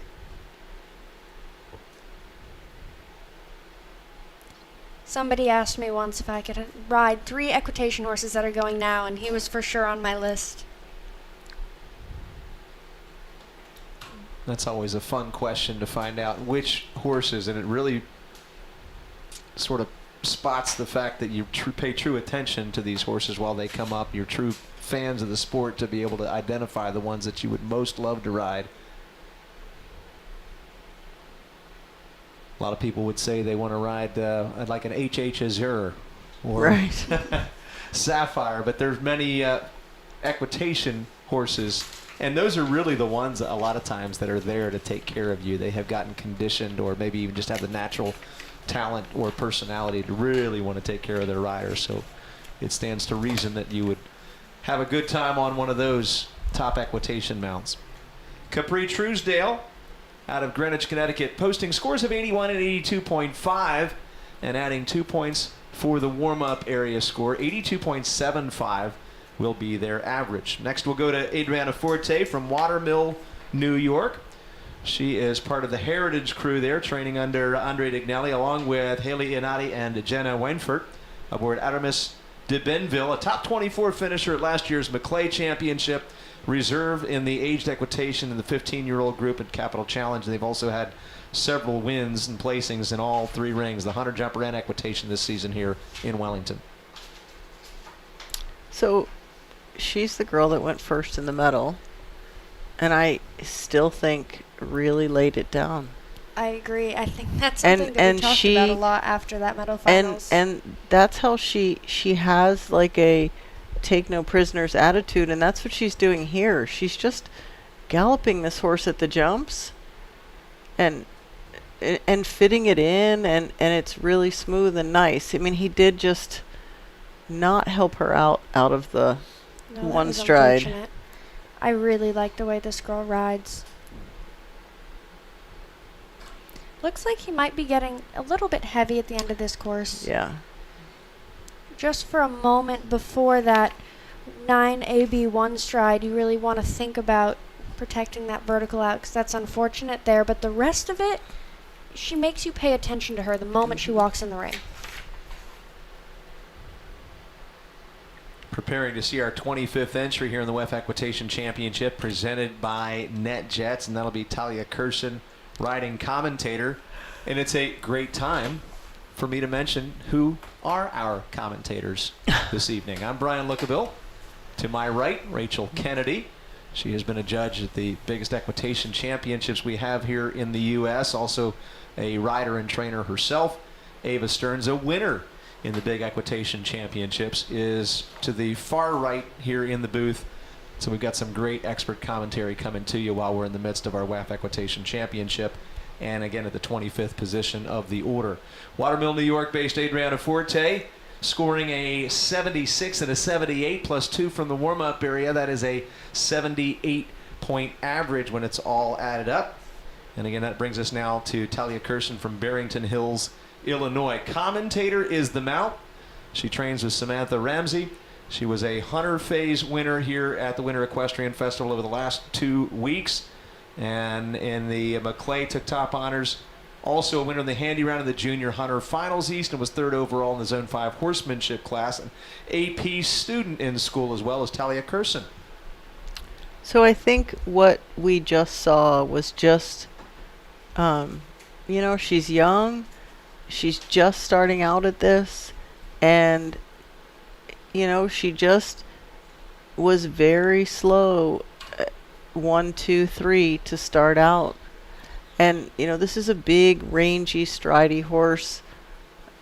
It's been in their family for a while, but, you know, I don't think she'll make that mistake again. I think next year she'll come back and she'll start the way she's finishing. We talked about nerves and pressure of this class when we opened up before we saw the first rider go tonight. And it really is a different type of pressure trying to do it yourself, especially if you're young. You know, you go and you don't want to make a mistake, and sometimes your mistake is being too conservative. But I like seeing her go from being a bit too conservative to now getting her footing. You know, and the other thing when we were starting and you know, watching the kids, they're walking the course, you know, the different barns, the kids broke off and walked together. And, you know, Tally is a kid that maybe comes from a barn of 1 or a barn of 2, and you know, maybe she walked this by herself, didn't have anyone to bounce ideas off of. You know, that's the beauty of this. You know, when the 5-star riders walk a Grand Prix, they speak amongst themselves. And I think that's what we were watching with these other kids. I love to see riders collaborate. That's something that's been so important to me during my college career. Getting to be friends with people on other teams and people who I might not have met through my junior career on my own team. Bouncing those ideas off each other and building each other up, I think it's such an important part of our sport. You can be a great competitor and still be an even better friend, an even better barn mate. Being able to have somebody's back and learn with them is, I think, the most important part of being an athlete. And for me, it's been my favorite part of my personal journey. Yeah, that's something that speaks a little bit to sportsmanship as well, and we do actually have a junior sportsmanship award that's given out here at the Winter Equestrian Festival as well. We'll be identifying those riders for the fact that they contribute and collaborate with others, as well as everything else that goes into sportsmanship. Talia Kirsten scores 2 points in the warm-up area, 66 and 66 from our 2 panels of judges. That means a 67 average here this evening. 15 entries remain in the first round. After this first round, the top 12 will come back, and the combined total of scores from round 1 and round 2 will determine who the top 4 are for additional testing, and more details on that as we get closer. But Clara Propp is in out of New York, New York. She's here riding Jeffrey R.W. She's had championships at Washington, Harrisburg, and the National Horse Show. Top 20 finisher in both the medal and McClay. She's had some meter 45 classic wins. She's riding Jeffrey R.W. And again, it's Clara Propp. You know, I think the way she rode jumps 1 to 2, she stayed way out. Jump 2 got kind of long and flat. And now the horse is just kind of low and heavy. And, I mean, he's had 3 or 4 jumps down already. I agree. Clara has, you know, she's a great rider, has had success in all 3 rings. I got to watch this horse go at the indoors this past year. And I love the way this horse goes. I just think for me tonight, it looks really heavy on the forehand. Never quite got the balance back up. Well, I mean, I think maybe the tone of that was set at jump 2. Yeah. And, you know, believe me, if I could redo, you know, if I could start over again, I would hope that I could pick someone like Brian to ride with. But I just wish she'd have lifted his head up a little bit and maybe, you know, retooled before she went to 4A. I agree. I don't think that's exactly how Clara saw tonight going. However, she is a rider that has had so much success, is going to continue to have so much success, and is someone that you should really look for in the coming equitation classes the rest of this year. Yeah, no matter what, if you're riding with Brian or if you're riding with Joe Bag of Donuts, they're not going to be talking to you tonight anyway, are they? Because you can't even get even that last word of encouragement or advice before you go in, because, again, that's a part of this format. It's all about what they know coming in, and that's that added pressure we talked about during the opening. Paige Walkenbach is coming up, but before we get to her, Clara Props scores 66 and 66, so the judges were in agreement from both sides of the international arena. We have to add 2 points for the warm-up area scoring there. That means a 67 average. And it brings us now to Paige Walkenbach on Izhar. She's out of Paradise Valley, Arizona, training with Jim Hagman, Ashland Farms, Erica Quinn, a grand champion in the large junior hunters at Devon, winner of the Washington Jumper Phase there. Champion of the CPHA 21 and Under Foundation Medal Finals. Also Junior Hunter Finals West and East. Small juniors of the National and Pennsylvania National Horse Show. So lots of accolades here for Paige Walkenbach.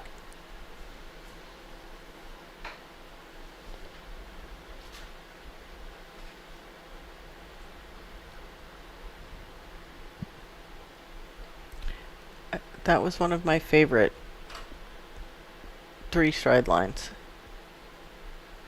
She's doing a really nice job Yeah. measuring, balancing her horse. You can see her really thinking about that skinny.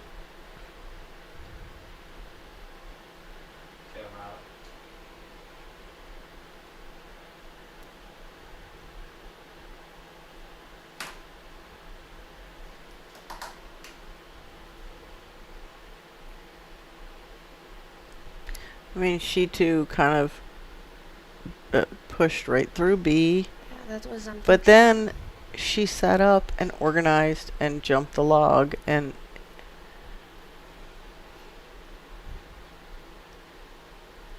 the wonderful thing about a class like this without your trainers and the riders really having to think is that watching their responses, you know, you make a little mistake, your trainers aren't there when you come out of the ring to tell you what they think about it. You have to think about it actively as you're going. And yes, she made that mistake, and like you said, was able to fix it those last couple jumps right away. She's another rider that is very good in all 3 rings, has a really great string of horses right now, and we can expect great things from her the rest of this year.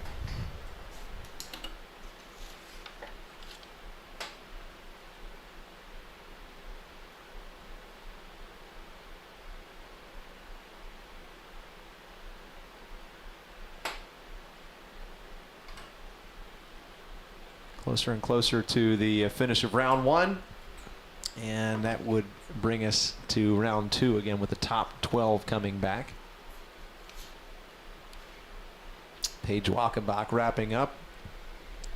Fairly good scores there. 79.5 and 82.5 plus 2 from the warm-up. That will give them an 82 average, which actually puts them right on the bubble now for the top 12 qualified to return. And that means we'll move on then to our 28th in the order. That'll be Eve Westfall. She's out of Boulder, Colorado, and is here riding Castile WS. So 28th to go here. Eve with Beacon Hill Show Stable. Stacia Madden heading things up there. Was 3rd at Gladstone, 12th at the 2022 Talent Search Finals, and going to Auburn. So you'll be familiar with this rider, possibly, Ava, unless you're gone before she arrives. It's a couple of years away, but I would imagine you'll probably go back and visit from time to time, huh? I will unfortunately be gone, but I'm excited to watch her career at Auburn. She's going to have a lot of fun. I can guarantee it.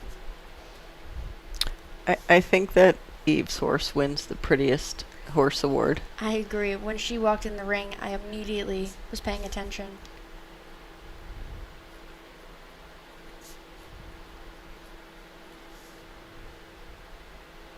I thought that was really well ridden. Yeah, I'm not sure that he didn't maybe like split his hind legs off the ground. You know, like walk off a little bit, like she got him right up that first line.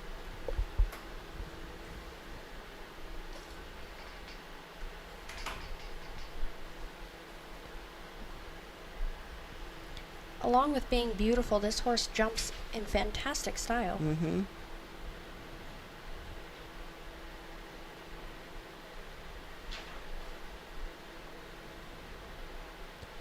It's funny you talked about the fact that when this horse walked in, it was among your favorites to see tonight, because there is actually an additional award going out to the best turned out horse and the best equitation horse of the class.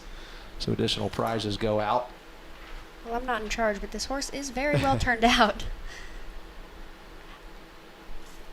I think that coming across the middle to 8, and Rachel, I'd love your opinion on this, for me it was just a little bit out of rhythm. Yeah, yeah, very long at the wall. Very long at the wall. Like he just maybe got behind her leg for a step and then had to stretch there, and but she managed to hide it. You know, she hit it. She lifted his head up. She made the 6 work. She made the 7 work.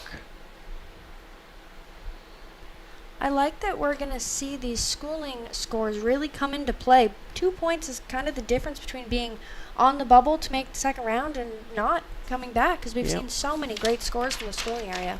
Yeah, I sort of focused on the fact that that's not the most important thing to think about, but it really could be the difference maker. So that'll be interesting to see whether or not that does come to pass.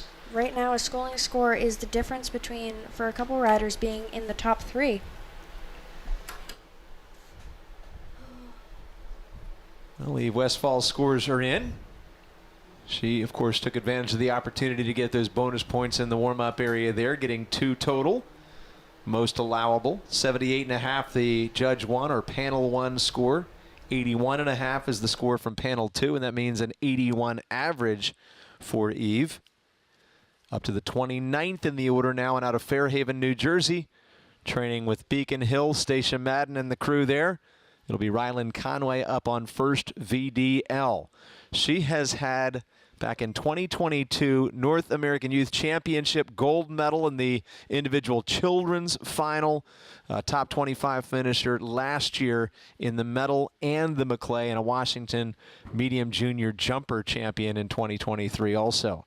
Ryland Conway is here, 29th to go, leaving behind 11 more in the first round. I loved 1, 2, 3.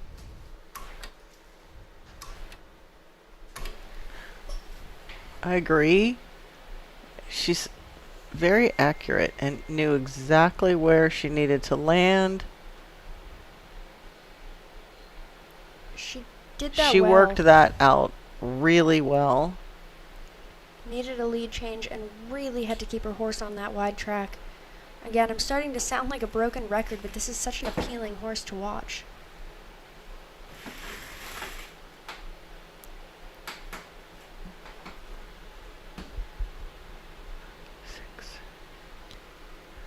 I like that you could see her think about steadying into that combination. Yep. It's an advantage to get to go, an advantage that has been earned to get to go so late in this class. You've watched that be a bit of a problem area. So being able to plan for that and try to prevent having a rail there is going to be really important. And let me ask you something, Ava and Rachel. That was too bad. That was too bad. She just took him left across the top there to tie it up after the last jump, and he just touched it behind.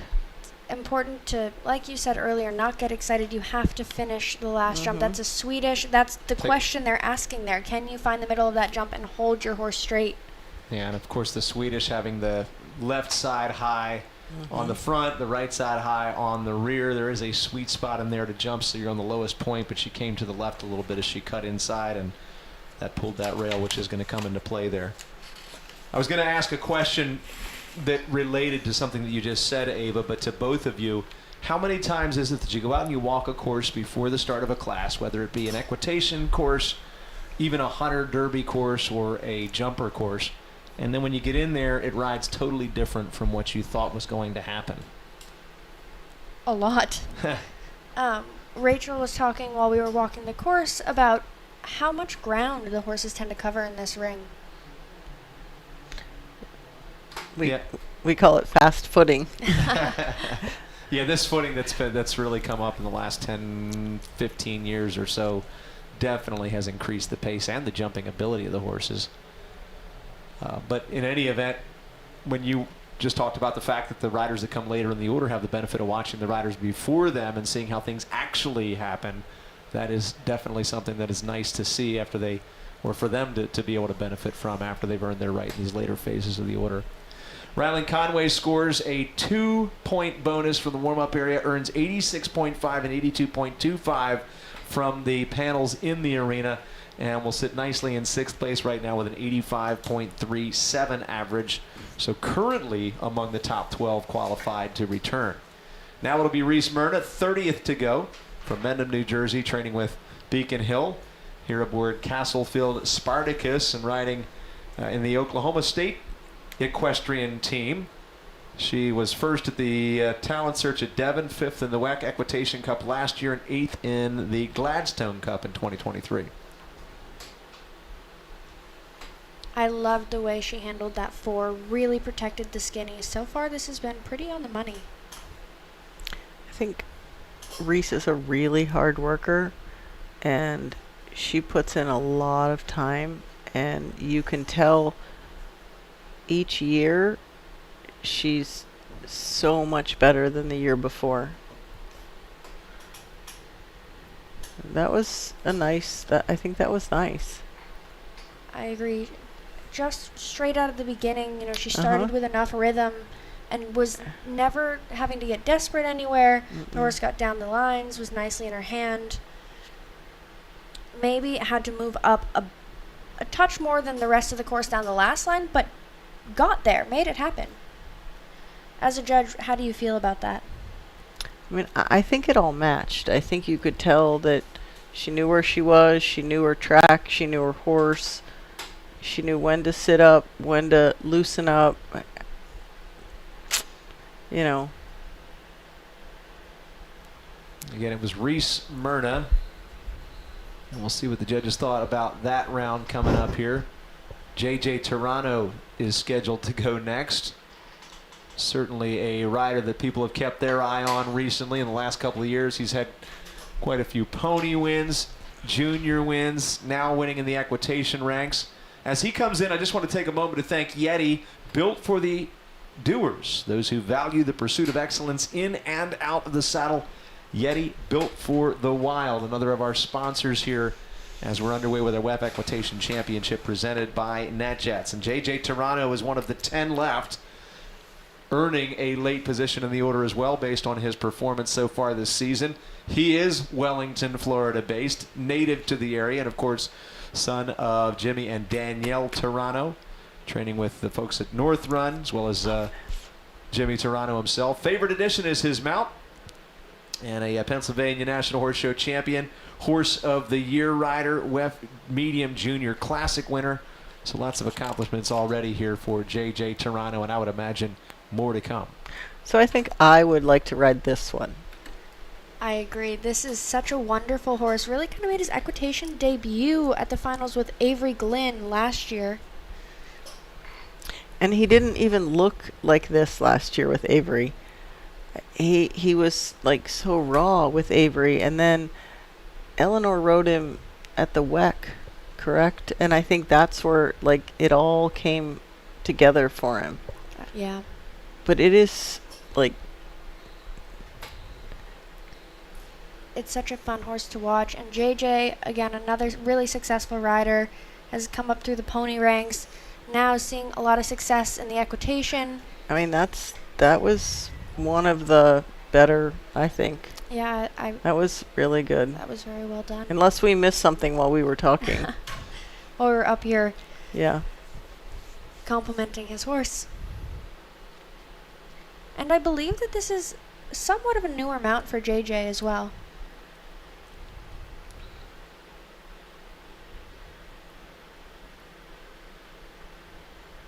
JJ takes after his dad, who's had success in the hunters and the jumpers, and has passed on his love for horses and riding. They are absolute true fans of the sport.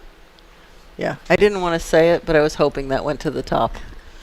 Well, you've given it away here. I know. Let's tell them how they got to the top. They had scores of 88.5 and 87.5, along with 2 bonus points from the warm-up area. That gives them an 89 to lead the way right now.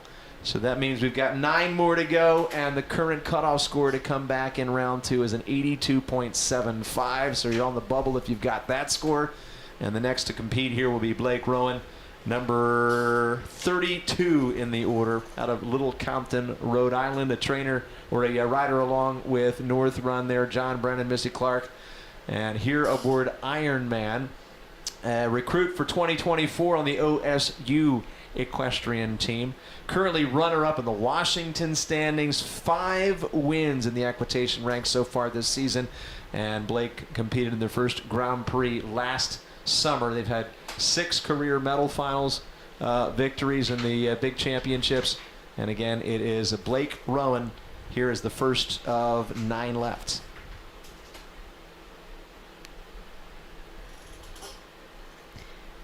This girl is a working student at North Run. She's a very, very hard worker. Has really come a long way this circuit. You know, rides a bunch of different horses, and I think overall she did a pretty nice job tonight. If I'm being picky, maybe a little bit more momentum the whole way around, but no major mistakes. No. And I think we're used to seeing this horse with, you know, a strong, tall Cody Rigo. And now we're seeing him with, you know, a girl rider. You know, it's a different, you know, it's a different level of strength. Something I want to mention to you, if you're looking at the standings right now as we're getting into the home stretch with about 8 left to go, you may be wondering, there's some tie scores in there. How are they saying one's ranked higher than the other? Well, the Judge 1 or the Panel 1 score is used as a tiebreaker. And for instance, JJ Toronto has an 89, as does Dylan Bazar. JJ Toronto's Panel 1 score being an 88.5, better than the score just by half a point over Dylan Bazar, who had an 88 from Panel 1. So that's what we use as the tiebreaker, and you see a couple of other instances of that being the case down through the ranks there, and that could make a difference when we get into that 12th position. We'll find out. But for right now, we've got an 83.25 cutoff, and the reason for that, because Blake Rowan just finished up on scores of 85.5 and 89 plus 2 points from the warm-up area, so their 88.25 slots nicely into 3rd place. 33rd entry on course now, and here aboard Theodore Flash, we have May Mattis from Wellington training with Frank Madden, Jennifer Madden, Samantha McKenzie. A $25,000 Grand Prix winner just a few weeks back over in Venice, Florida. They've also had some wins here at the Winter Equestrian Festival this season, Maclay Regional Championship, and top placings in the junior jumper divisions as well. It's May Mattis.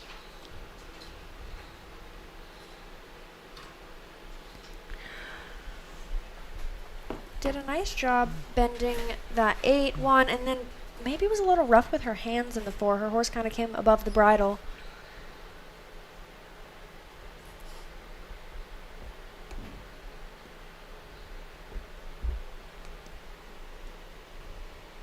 You know, as the lighting's changing for a 3rd or 4th time, for a 3rd or 4th time, you know, it's getting a little bit more difficult out there. You know, that wind's picking up a little bit as well, so how much of a difference is that making? You know, and the dark jumps are darker. Like, you know, he spooked really hard at that log, which I'm sure he's jumped 100 times during the day.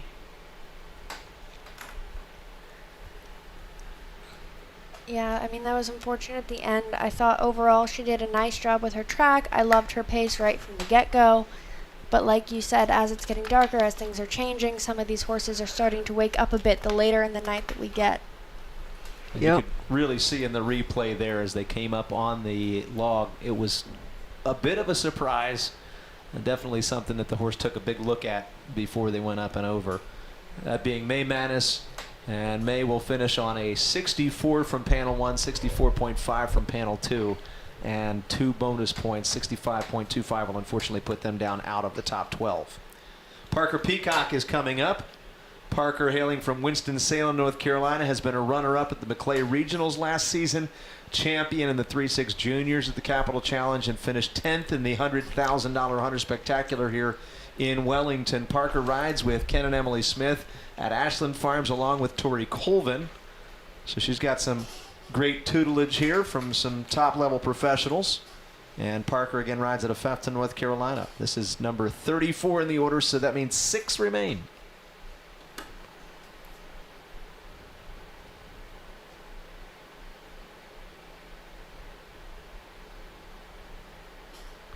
That was really well done. Like, just kicked right up and I agree. got there slowing down even. Immediately made the decision to hold that left lead.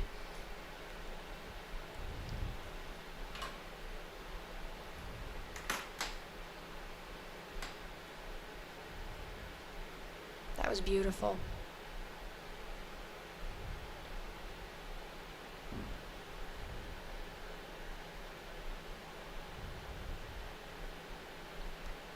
This girl's another rider that's just really strong in multiple arenas.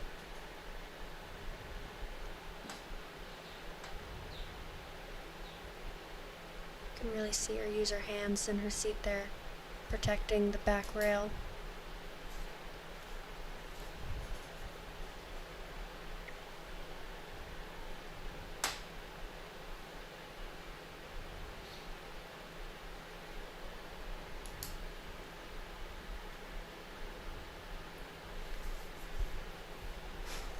I think that was nice. I think that'll go into the top I agree. somewhere. I especially like the way she got to that WEF black jump, slowing down, gave her horse confidence, sat down around him, leaving the ground. As you were just talking about, it can be a bit spooky, and just anticipating that everywhere.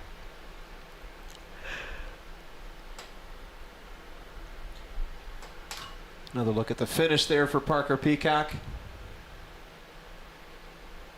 From our angle anyway, it seems like just about everybody's coming a little bit inside on the way to that final fence, the Swedish Oxer, and there's been a couple of times, as we've already seen, that's been a bit of a problem.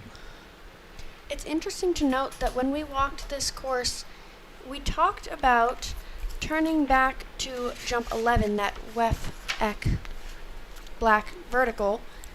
We thought there might be an inside turn option there, and we haven't seen anyone take it.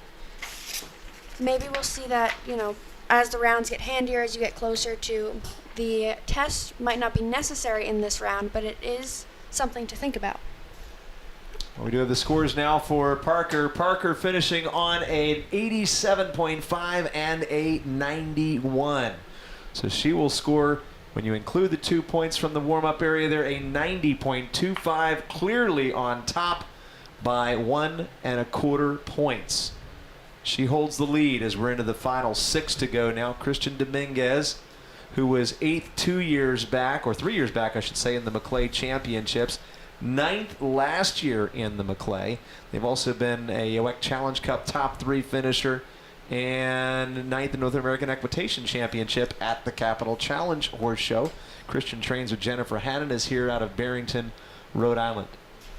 So, what do you think happened at jump 2? Or was it just because it's dark? Did the horse not jump it well? No, I thought he got there really nicely, So and I agree. The horse jumped very out of style. I don't know if he just misjudged or that there's some ferns on the backside. Perhaps he looked down and didn't quite understand.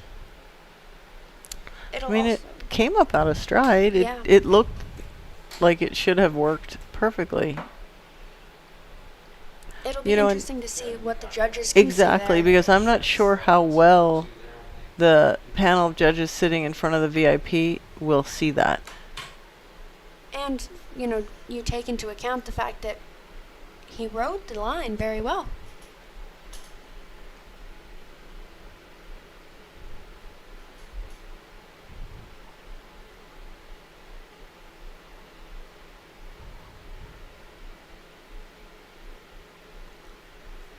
I think we'll just have to see, because the rest of that round was about as smooth as it could get.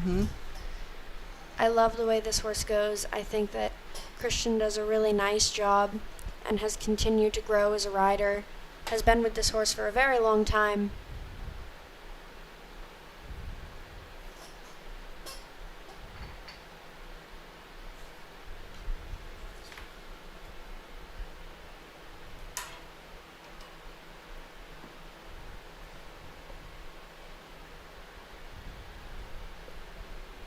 5 entries left to go here. Christian Dominguez just wrapping up aboard E1. Rider again from Barrington, Rhode Island. As we're awaiting those scores, another familiar name in the equitation ranks, Olivia Sweetnam, coming to us aboard Ustica. We'll just wait to give you her statistics here until we actually get those scores for Christian Dominguez. Remember, the top 12 are the ones that make it back for round 2. 84.5 is the cutoff score right now for that return trip. And we'll follow a similar format in round 2. Christian Dominguez earns an 81.5 and an 84.5, along with two points from the warm-up area. They are going to be just short of the top 12, 13th in fact, with an 84 average. You need an 84.5 or better to come back in round 2. Olivia Sweetnam piloting Ustica and training with Jenna Vanderstrom, Dan Arendt, as well as Shane Sweetnam, Ken and Emily Smith, Chrissy Keir, Shane Sweetnam, Allie Sweetnam, her parents, both professionals competing at an international level. And Olivia is here as a 4th place finisher last year at the medal finals. Took McClay win at Devon and was also silver in the North American Youth Championships. So that looked very planned to me.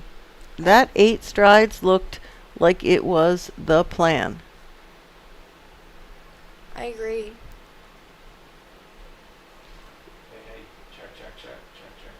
She's a rider who has moved up through the U25 ranks this year. This was her finals mount this past year. She knows this horse really well.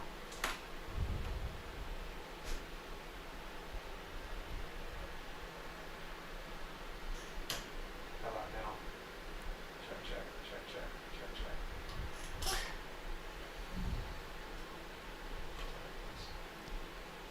Cool. We'll finish out the 40th there and we'll sort of wrap up round 1. Well, maybe when we get closer to round 2. See how much time we can figure out something. I think we'll just have to wait and see what the judges think about it, because the rest was nice. I think you're right. That's going to be, an opinion, and that's what this is about. Yeah, I thought she executed it well. Whether it matched the rest of her round that's going to be judges' discretion. Right.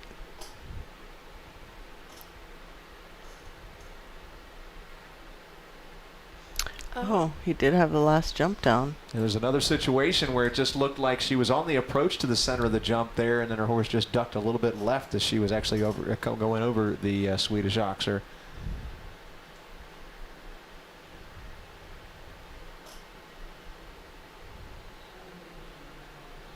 Scores coming in there for Olivia Sweetnam. She did score 2 points in the warm-up area, coming in with the benefit of that bonus, but 73 and 78.5 unfortunately will not get her into the top 12 here, as she earns a 76.75 average. And that'll leave us with 4 more to go. And here aboard Spark of Phoenix will be Caroline Olson from Sherborne, Massachusetts.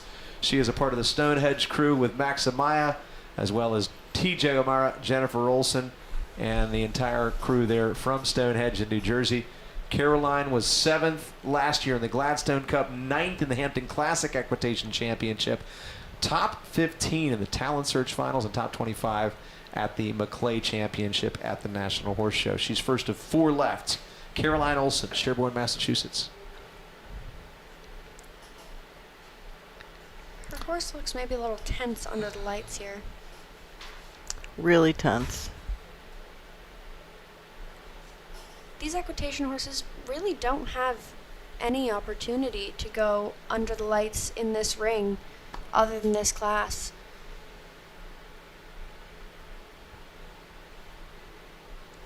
By the way, I failed to mention that she is also committed to be a part of Auburn's equestrian team. I look forward to having her there. Again, I won't be there, but I'm really excited to get to watch this next generation come up and do that. They're going to have so much fun. And clearly she's a very talented rider. Like we mentioned, her horse getting a little tense, but I love the way that she's riding through it. What do you think? I'm watching, and Caroline and her mom are always our neighbors in the tent here at WEF. And they do this all themselves. Caroline, when she's not doing her schoolwork, is there doing stalls, lunging the horse, lunging another horse, you know, riding, helping other people ride. And I think it's rewarding for her to do this well and do it on her own this well. You know, she always has someone excellent behind her besides her mother. You know, she always has someone great training her, but you know, I think she owns this, you know. Well, and I think when her horse didn't come out the way that she probably expected, her problem-solving abilities showed in the ring. That's what riding is about, being able to ad-lib and change your plan according to what's happening underneath you. Yep. And she, again, maybe not exactly what she was hoping for tonight, but she couldn't have executed that part of the question any better. Well, the result on paper for that round, Caroline, was a 72.5 and a 73 from panel 1 and panel 2, adding 2 points. From the warm-up area, she'll finish on a 73.75. Again, not enough to get into the top 12 right now, where you will need a score of 84.5 or better so far. And that's with 3 left. And Taylor Cawley, another incredible young star, coming to us here with Oki d'Eclipse. She is out of Wellington, trains with Stacia Madden, though, of course, her mom, Molly Ash Cawley, and Christopher Cawley are both top-level professionals in their own right. She's been a silver medalist at Young Riders, bronze medal in the Prix de States, flat equitation championship winner, and was also an age group equitation winner at the Capital Challenge. Taylor Cawley. I was watching this horse go in ring 9 a couple weeks back, the Meadow Maclay on Sunday, and I just kept thinking to myself, this horse is so fun to watch. Yeah, it's so rangy and makes everything. It can curl its stride and open its stride, and you don't even see it changing. I should also add that Taylor Cawley is one of the gutsiest young riders that we have seen, just like her mom. So far, this has been great. Really nice. I mean, yeah, you I think saw her really come into her own at the finals this year, and her and this horse have such a wonderful partnership. Clearly, that she knows it well, because I really, really liked that. you know, I think we've seen a lot of high 80s, a couple of 90s. We're seeing it from a totally different angle, but that could be 2 90s. I Two agree. scores of in the 90s. I agree. The whole thing had so much presence. You know, she was forward thinking, the horse jumped amazing, she looked beautiful. We shall see. Taylor Cawley finishing up on the best score yet. 90 and 93 plus 2 from the schooling area. 92.5 will indeed put her on top. So you were correct in your assessment, even from our own angle up here in the tower. And of course, not only is that going to change the top positioning, but it's going to give us a new cutoff score of an 85. Now in that spot is Faith Schudemeyer in the bubble position. 2 more to go. Sydney Rady next up here with Mac 1-3. She is a Jen and Frank Madden student. She's out of New York, New York. Was 10th in the World Equestrian Center Premier Cup. Junior Hunter Finals champion 2 years back. 4th in the Devon Maclay Equitation event. And again, first of 2 remaining here. One of the latecomers, which means she's earned a lot of points in the equitation divisions this season here in Wellington. This is another really experienced equitation horse. This is a horse that I had the privilege of showing myself as a junior rider.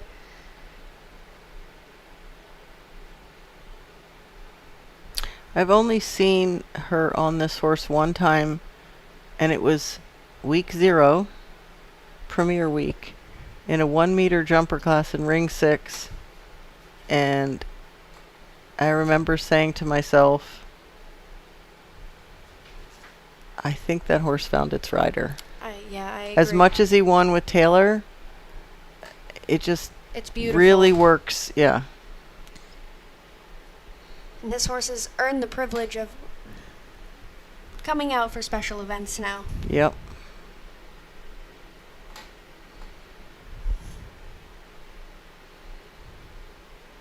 I mean, she just keeps him so connected everywhere. gives him the space he needs to come off the ground and jump a beautiful jump. That's a round that I really liked as well. It's another horse. And it's another horse that really appears to enjoy the task. As you see the connection you're talking about there, these horses feel like they are part of a unit. They're almost showing off a bit in certain circumstances. Sydney wrapping up there on Mach 1.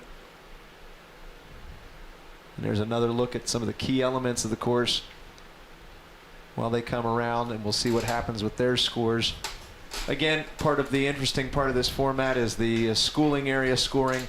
Gene Bonsall, Diane Landerville are there as our stewards and schooling area judges. They are permitted to either take a look at what happens in the warm-up area and take points away. They can take a maximum of 2 points off, or they can add points at a maximum of +2 before they even come into the arena, and that's the signature part of the format here that you don't see in many other equitation events. But Sydney Rady is going to wrap up earning the 2 points from the warm-up area, along with the in-ring performance, adding 88.25 from panel 1, 84.75 from panel 2, and an 87.5 average on the night here, as we have just one more to go. The judging panels in the ring that we've been talking about here, 2 of them, and again, they are located in 2 areas directly across from each other. Archie Cox and Ralph Caristo are panel 1. They're the tiebreaker if necessary to determine who comes back for the second round. Karen Healy and Jenny Edwards are panel 2 across the arena near the VIP. We have the last one in now, Kate Hagerty, who trains with Val Renahan and Chris Strucker, that is. Kate Hagerty's from Terrebonne, Oregon. She is aboard G. Ballou, a third-place finisher last year in the medal finals, and another rider who is committed to Auburn's equestrian team in the coming year. So best of luck to her. So in the kind of opening circle warm-up, this horse looked like it was really getting a little bit undone, but she just sort of put it together, and that's all gone away now. You and I both noticed that. Yeah, and this is a different horse from the one that we thought she was going to do tonight. I don't recognize this horse, but I have to say, Kate, horses love Kate. She does such a good job. She can ride any type of horse. She's just such a versatile rider. Oh, see, now there's an instance again where the light has changed, and it just like either the rider misjudges or the horse misjudges the. You know, I thought that she really rode up that line well. I mean, I think we might be able to see the replay and see what happened. But look at Kate. She's sitting on top of this class. She clearly has the most points coming into tonight. We didn't expect to see that. She just stopped, pet her horse, regrouped, didn't get upset. That is the mark of a true rider. She's just taking everything in stride. She's such a good sport about it. Well, unfortunately, in the case of a rail coming down, you might be able to sort of overlook that or not overlook it, but you'd be able to still maybe get away with something like that when it comes to a refusal. That's going to have major implications, unfortunately. Yeah, she's just giving this horse confidence now. You know, and she's won a lot of classes on this horse. You know, you see it on social media. Over and over she's won. So, I think it just might be not their day. Yep, finished up nice. Yeah, finished strong, and that's a shame to see there. What a heartbreaker for a rider who obviously has done well to earn that last spot in the order here tonight. And I was just about to mention the fact that, of course, she trains with Val Renahan, Chris Strucker. Val's produced a lot of great talent over the years, and that's a heartbreaker for her as well. Let's take another look here as they come up on the NetJets. Oxford going into the combination, and that really, I don't know how much was that really the fault of Kate, and how much was it just the horse got a little nervous going into that combination, saw something that we can't even see from this angle. Right. On the replay from where we're sitting, I would love your opinion, but it looks like she was right there, and the She horse was, yeah. just misjudged it, looked down. And he's looking down when he's jumping Yeah. it again. And, we're all the way up here with the bright lights on. they could think they're jumping into a hole. Yeah. Well, I got to say, I think as the light has changed, there may have been a shadow actually on the front side of that jump a little bit, something that she had sort of no warning that there was going to be an issue with. And as you can see, the scores there for Kate will end up being a 41 and a 39 with the refusal in play. 2 points for the warm-up area, and that means she'll have an average of 41 and unfortunately be out of the running here for the top 12. Let's take a look at the top 12 that did qualify then. The first round scores got them into round 2. Second round scores are going to be added to first round scores to find out who gets into the top 4 test. The top 12 include Taylor Cawley with the 92.5 we saw just a few rounds back, Parker Peacock with a 90.25, J.J. Toronto with an 89, Dylan Bazar also with an 89, and in those cases where we have identical total scores or average scores, it's the panel 1 score that's used as the tiebreaker. That's really what gives J.J. the edge for that third position. They will still come in with the same scores for round 2, though, so it really won't make a difference except for their return order. Blake Rowan has an 88.25. Sydney Rady and Cecilia Perry both have an 87.5. Harper Phipps with an 87.5 as well. 87.25 is Isabel Amon's score. She's in 9th. Michaela Brumbach has an 86.25 in 10th. Reese Myrna with an 85.5 is 11th, and the cutoff score 83 or 85.37, excuse me, in that 12th position. So there's some real close scores among the top 12 that are qualified to come back here this evening, and we're making the adjustment for that. We will be back to give you a little bit of an overview of what is going to be required to be a top contestant in round 2. I believe we're going to take a look back when we get a little closer to the first horse here as to what it took when Carly took the win. Carly McCutcheon, that is, took the win last year. But first, I just want to thank again NetJets for being with us as a sponsor, presenting us with the WEF Equitation Championship. And with NetJets, your private aviation journey is transformed from routine to remarkable. It's done by personalizing every detail of your travel to the point where you feel like your flight is their only one, because NetJets standard is not just to meet their definition of perfection, it's to exceed yours. NetJets is the pinnacle of luxury, enjoyed by the world's most discerning travelers, and you can join them today. Find your ideal travel solution at netjets.com.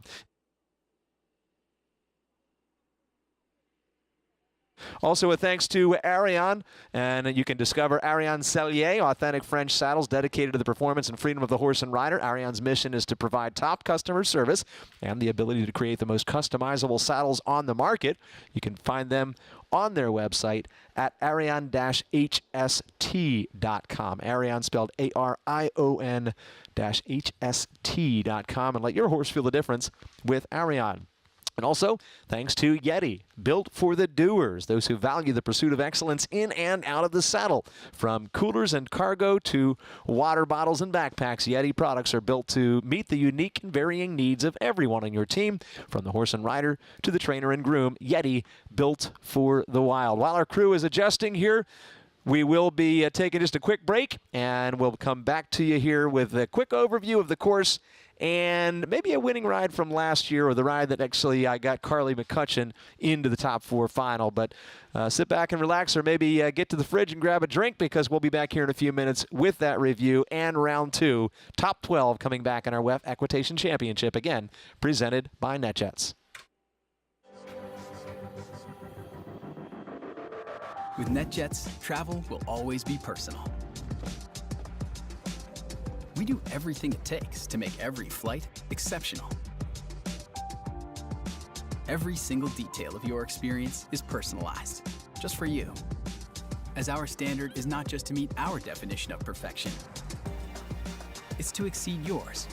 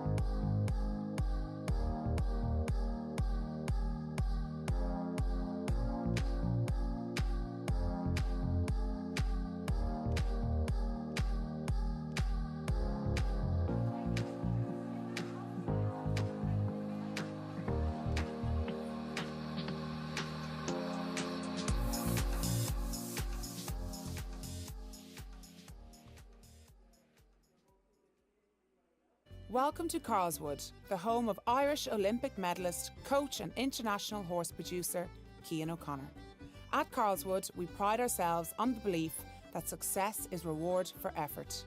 Set in County Meath, Carlswood is the home of Cian's industry-leading high-performance centre. The Carlswood system is based on a structured approach to daily routine and meticulous planning to help reach our goals. At Carlswood, Cian and the team work together to provide coaching, mentoring, advice on horse purchases and goal setting. We also facilitate students who wish to progress their show jumping skills while they study in universities in Ireland and across Europe. When it comes to developing your horse's fitness, scheduling and planning around competitions, no stone is left unturned. At Carlswood, we are committed to delivering quality, a place where our goal is the fulfilment of your ambition.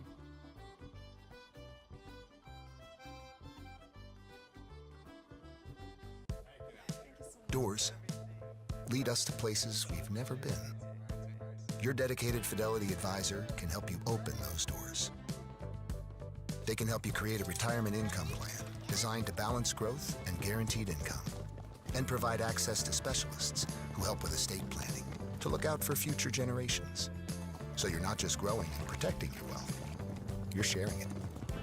Because doors were meant to be opened.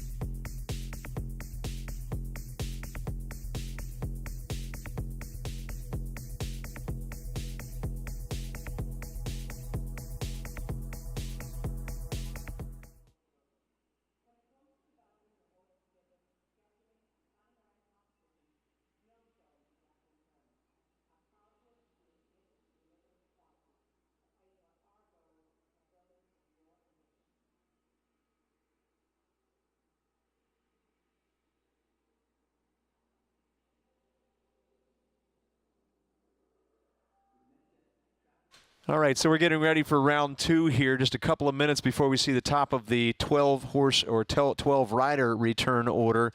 And we thought we'd go ahead and give you another taste of what's to come. Obviously a completely different course, and obviously a new group of riders here for 2024. But this is the ride from last year in the second round when Carly McCutcheon made her way into the top four for the final test. Let's take a quick look at the review. Rachel Kennedy and Ava Stearns again with us here as we are about to get into round two action. What do you think about this effort from Carly last season?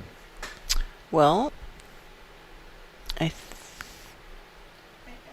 this is Jordan Gibbs. Yeah, I don't think that's Carly. Not Carly. But I love this horse. Set 15. Here we go with Carly.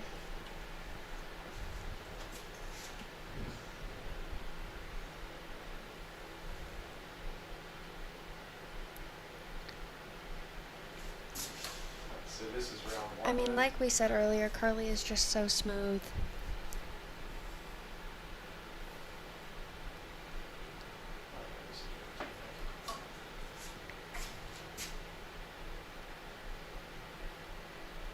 This is her round two, her second round. With the test inside of it. She was really smart there to do the change through the trot. She didn't lose all her momentum. I think that would have been a hard place to walk with a horse that big. Yep. A lot of this class is thinking about what works best for your horse and then trying to execute that. And I think that's what made Carly such a strong candidate to win this class. Is she's such a horsewoman. She's always one step ahead. She knows what's going to be best for her horse.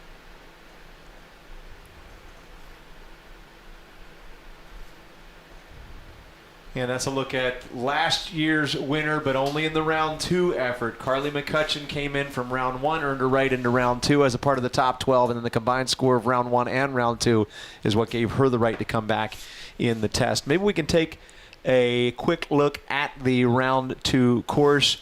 Rachel and Ava had a up-close and personal look at the route here earlier on before we started things up. What did you think about this? If you want to give an overview, if there's any specifics that the two of you ladies found that could be a particular test? Well, I think the two of us are sort of talking about, for the second round, they jump. Oh, well, here comes Ryland. So we were wondering what their choice would be. She did the 7. On the way from 1 to 2 there, 7 strides. 7, 8. That's the yeah. first line from the first round backwards. Backwards. We were talking about the fact that there might be a 7 in the second part of that line. You know, jump 2 isn't a typical jump that you'd have down, so you can maybe take your horse a little bit right, but we will see. She executed that well. Here's where they have to do the test and do a simple change. I think hers could have been a little crisper. Yeah, that was a horse little sloppy. Cross-cantered a couple of strides. These horses are so good at I think, okay, I have to go to the next jump. They don't realize when they, they're doing something in between those jumps. And we have talked a lot about schooling. You know, you're getting a score for schooling. That is something that I absolutely would practice in the schooling area. Jumping a jump, landing, doing the change, whether it's through the walk or the trot that you want to do, right away. So the horses are thinking about it and knowing that that might be something that they're going to see in the ring.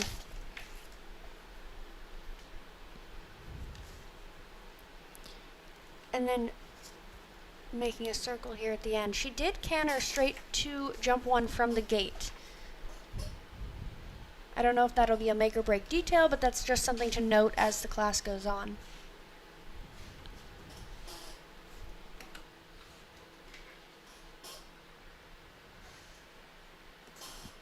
Taking a look back at the round there for Ryland. And Ryland did earn 1 point in the warm-up area there this time around.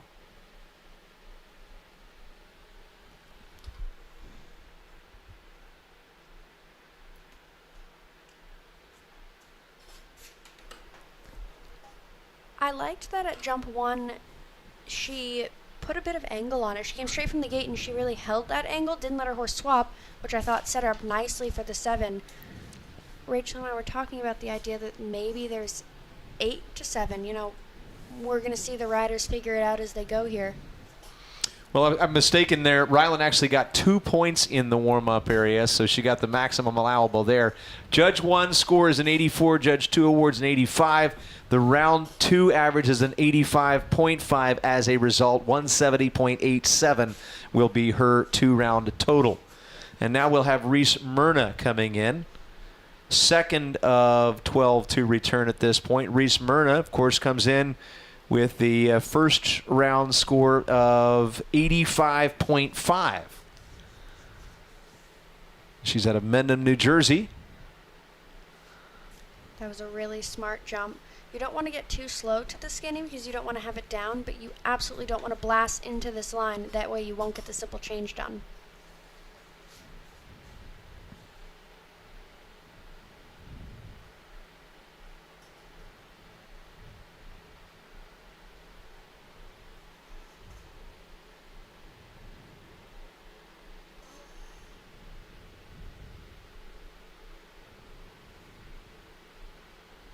I like how this is a really galloping course from start to finish.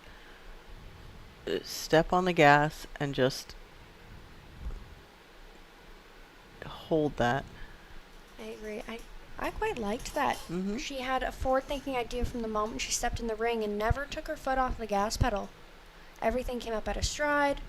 Her horse jumped great. I thought that her simple change was very well executed.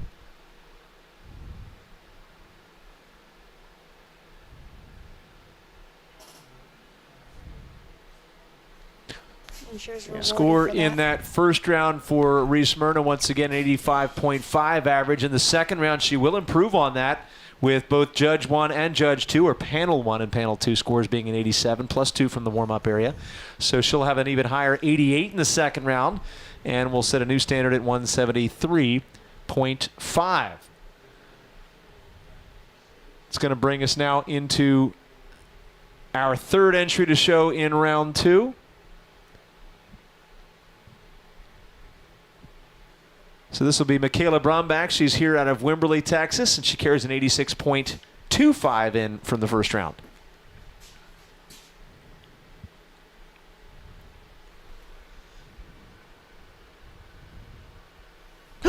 Oh, sorry. Yeah, that's just a place you really don't want to blast into, and I think she just got so caught up in. I was about to say she was coming around the turn. Her horse She was looked maybe, like she was slowing down, Yeah. and then I think she tried to put one more in. Yeah. And now he just looks like he's come unglued a little bit. Well, Rachel, that was obviously a bit of an involuntary reaction on the microphone there, but it's demonstrative of what happens when you're judging. If something like that takes place when you're scoring on the card, it's usually not a good thing. Right. Sorry. I do that when I drive in the car, too. I'm a terrible passenger. I'm Just sure ask Oliver Molly. and Will both appreciate that. Yeah. But truly, if you have that kind of reaction, whether it's rider fault or not, it's something that you just can't avoid, and it's going to end up reflecting in the score, of course. That's why I brought it up. On the replay, it looks like she just misjudged that. Her horse might have gotten a little he wide was- in the turn. Yeah, was and he was bulging. pushing through the right leg a little bit. I think her eye just wasn't exactly, her horse wasn't quite with her eye there. And we talked earlier about the fact that this is a green horse. She's making up herself. And it's important to note that I thought parts of that were very well done, and she didn't let the wheels come off the bus completely. At the end of the day, she got to the second round. Absolutely. She's getting a top 12 ribbon. Yeah, and you had to earn the right to be in this class to start with, just based on the fact that you've gotten points through the course of 11 weeks of equitation events here at the Winter Equestrian Festival, where the best come to ride every year.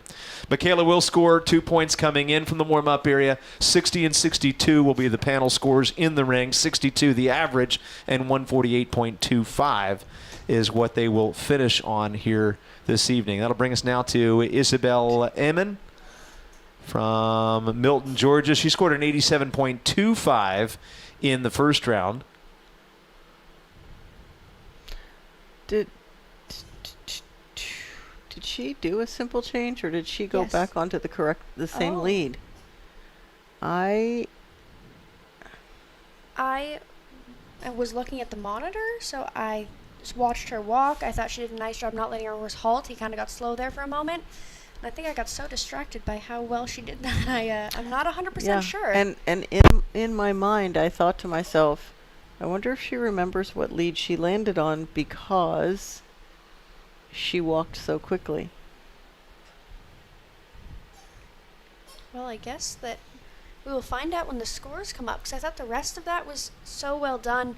I said this in the first round, but I love watching this horse go. It is so appealing. Everything's out of the gallop. Looks through the bridle beautifully. Yeah, they didn't.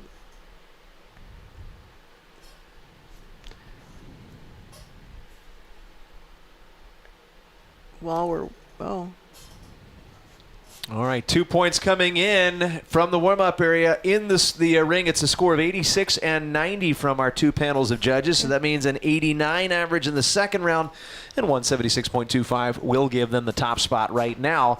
They are 2.75 points ahead. One thing I noted, like I've heard most of the schooling area scores, and there was a few minuses. There was a few zeros, and I just noticed someone went from a 0 to a 2. So they clearly learned.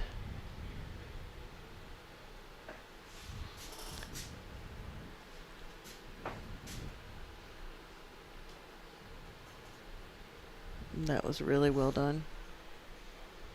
And we are moving along to Harper Phipps now. Harper carries an 87.5 in from the first round. He is here of Locust Valley, New York. I thought she did 1, 2, 3 so well, and then just kept rolling on the gallop. That might be a place after 1, 2, 3 that you have to take a moment and then get your canter back. I did, you know, the other Beacon Hill kids that have gone have, clearly they walked that in a number. And they were on the track. I'm not sure she didn't get off the track a little bit because she looked like she was trying to make a number work. You know, every rider is different. For some people, having a number there. For me personally, I think having a number there wouldn't be my plan. It's very easy to get off the track there. You could land from pretty much any angle after jump 3, depending on how you have to fit that in to make it smooth. So I think that, you know, as she continues to do the equitation and trust her eye a little bit more, that's a place that maybe she could not get so set on a number if that's what she was thinking. We've been talking a lot about what happens in the schooling area and the fact that the judges out there, Gene Bonsall and Diane Landerville, give bonus points if necessary. They can even take points away. You might want a little bit of an insight as to how those schooling scores are based. Timeliness, efficiency. If there's any practice out there that both of those very experienced horsewomen notice from the riders, from the time they enter the warm-up area until they actually go through into the ring, they can be subtracted, or points can be subtracted for that. Riders have to be well managed in their time, how they warm up, how they school their horses, how they use the assistance of their grooms, and all of that comes into play when they decide what they're going to award or potentially take away in the process. Harper Phipps finished up on a 70 and a 70 plus 2 from the warm-up area, so a 71 average there and a 158.5 two-round total. Now it brings us to Cecilia Perry. She's out of Boynton Beach, Florida, and she'll be next carrying an 87.5 in from the first round. That was well done. I really noticed the way that at jump 3, she jumped it on the little bit of a left to right angle so she could be pointing back at jump 4, that oxer. I thought it all flowed really nicely.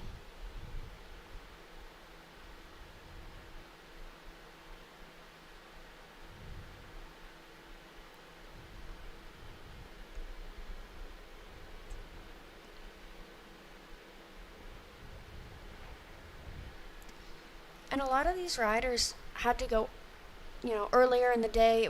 There were different shadows, the lighting was different, so walking back into the ring, you can't take any of these jumps for granted even though you've already been in here.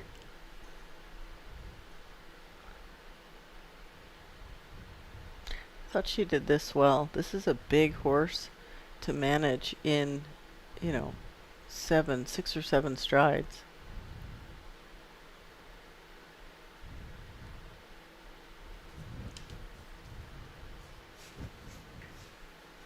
You can see her groom walking out with her there. Huge thank you to all the grooms who stay up and make this possible. I mean, you've worked this entire circuit, and now it's 8 p.m. on a Thursday night, and you're out here with your horses, giving these kids the best experience possible. We couldn't do it without you guys. Yeah, and that's something that's overlooked often. People don't realize the amount of time and work put in by those grooms. They're the ones that really sort of lay the groundwork for those horses being happy and healthy from the time they wake in the morning until the time they go to bed at night. So salute to them indeed. Cecilia Perry gets a score of 85 from panel 1, 86 from panel 2, and will add 2 points for the schooling area, I should say, and that'll mean a 174 total when you combine it with her first round score. So she goes into second place now, and Sydney Rady is next.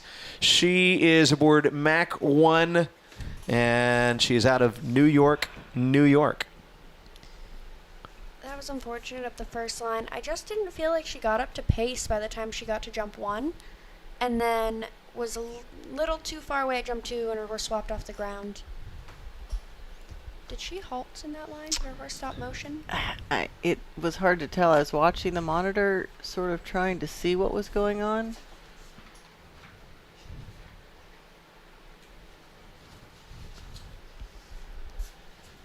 It definitely paused. Swap in that combination. You know, her first round was so flowing and forward, and I think for me, and I'd love your opinion on this, this was just a little bit more stuck. But he probably didn't get to go back to the barn. He's probably been up here for a while. You know, and you know, we got to have a break between rounds. I'm not sure that, you know, the horses have to stand there, walk That is around. true. They don't, you know.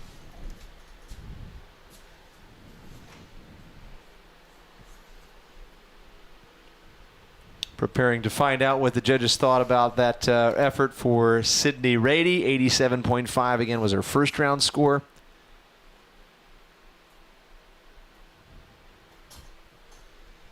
Taking another look at the replay as they head around there.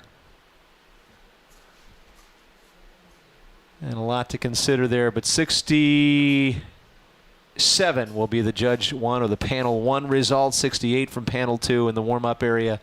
Bonus points will be 2 points, so 68.5 and a 156 total. 7 have gone. They are 6th in the ranking out of those. We'll have Blake Rowan coming up next. Blake carries an 88.25 in from the first round. Rides out of Little Compton, Rhode Island. First She of really 5 did left. that. I love the first line. My only really critique of her first round was that it felt maybe I wanted a little bit more momentum, and she walked in the ring and immediately picked up the pace. Yeah. And again, she doesn't have a trainer to tell her that outside the ring. She came to that conclusion on her own, which is really impressive.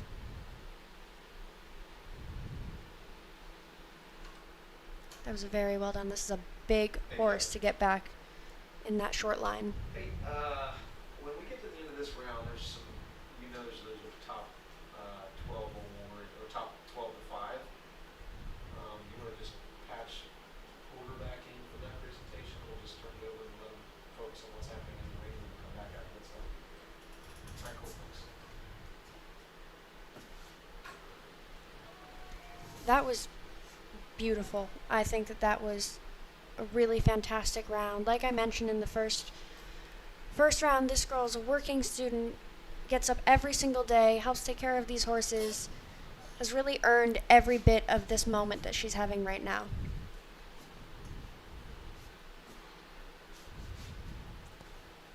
And of course, on an evening like tonight, they get even more attention, I guess, because they are out there as, to some extent, a trainer. They're going to be the only ones who have the ability to pass along any information or any tidbits to the riders while they are out there schooling and getting up to the gate. Scores coming up for Blake Rowan will look pretty good. 89 and 92 plus 2 from the warm-up area. That means a round 2 average of 91.5. They will improve their standing up into first place with a 179.75 result. Bringing us now to the final 4 to go. Should be a Dylan Bazaar ride coming in next. Dylan coming to us here with an 89 from round 1. She's out of Katona, New York. I loved the first line. Same idea, walked in the ring, picked up the gallop. I think that that's what you want to see here in that first round, or in this second round. I think he landed a little slow there and just maybe stuck to the ground on landing, just tripped, but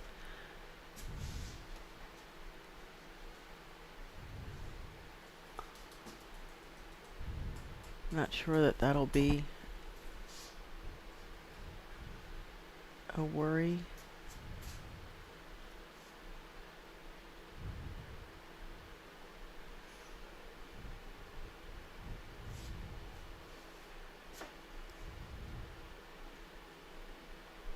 That's That was, unfortunate. yeah, she just turned him in the air.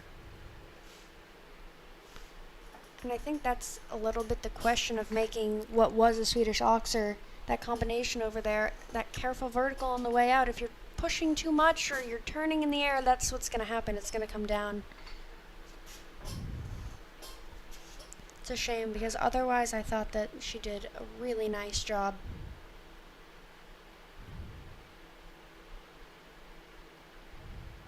Yeah, he just needed another second there.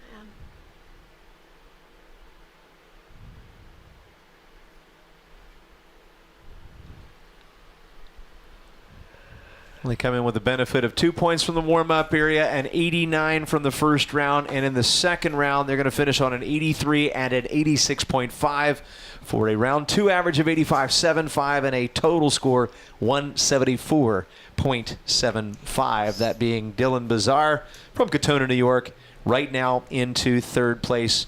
And we have just 2 more to go. 13-year-old J.J. Toronto coming in out of Wellington. He earns an 89 from the first round and will also benefit from the 2 bonus points out there in the warm-up area.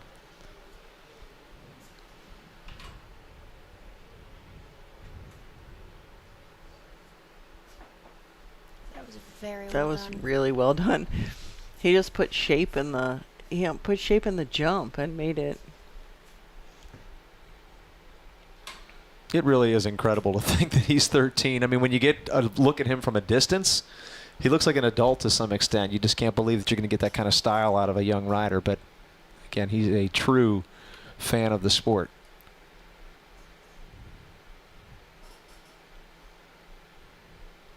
You're right. This horse does look so grown up now. Mm-hmm. Really come into its own.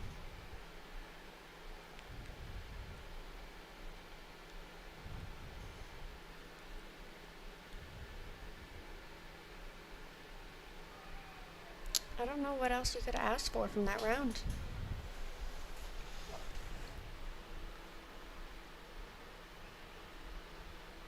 We've got the windows closed and the air conditioner turned on because when we got in here earlier on, it was kind of hot. But through all of that, I can still hear the whoops, the cheers, likely from Dad at the in-gate.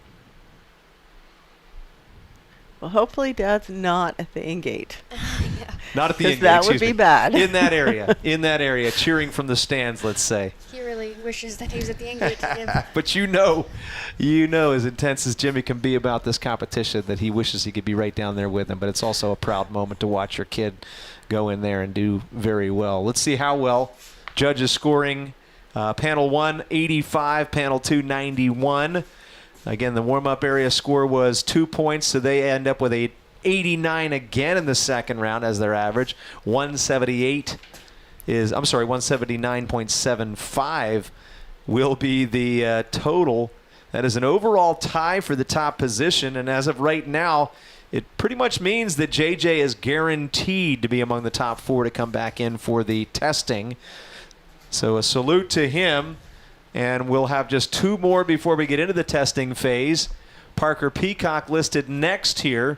Parker had a 90.25 in round 1 and is piloting her out of Pfefftown, North Carolina.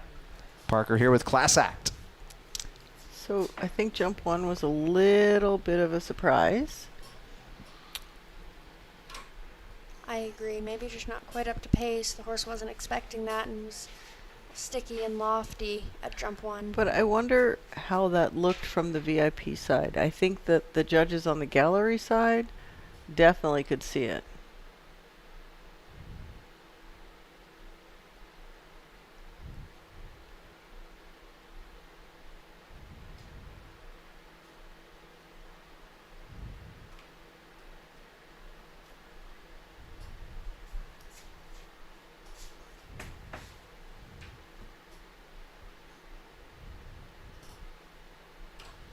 One thing to quickly mention while Parker's making her way around here, I just told you the fact that Blake Rowan and J.J. Toronto are tied with a 179.75.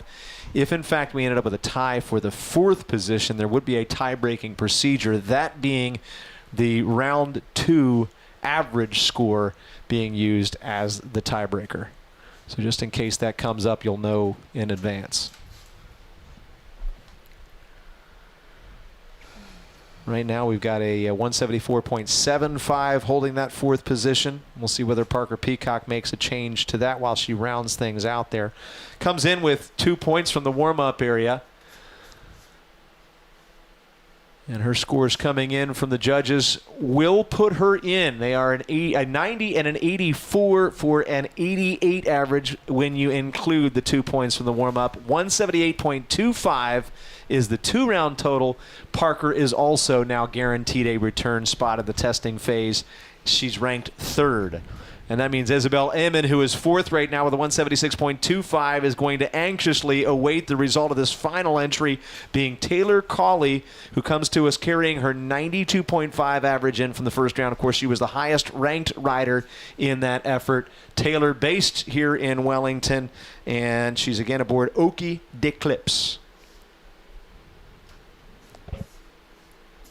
From the back, it looked like the horse might have had to stretch just a little bit at jump 3. But I don't know what it looked like from the front side.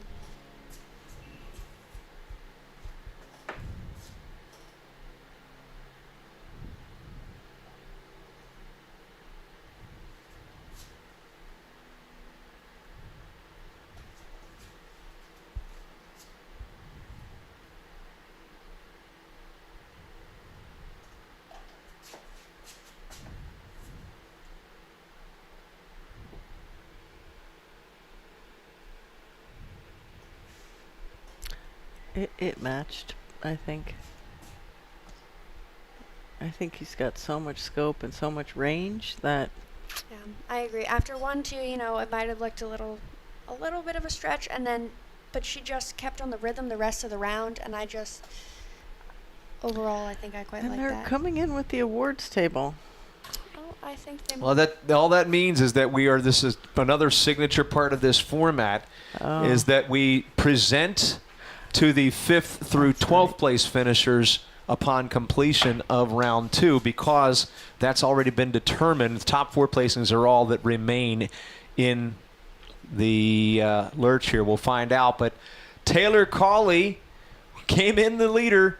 She's going to exit the leader as well. 91 and 89 the scores, 2 points from the warm-up area. She did everything she could to best the field, but it's not over yet. She will go to the top of the list with a 183.5, and that's going to leave Blake Rowan and J.J. Toronto just behind her in a tie for second. Parker Peacock will be in that cutoff position of 4th place, and as you mentioned already, Rachel and Ava, they have brought in the awards table.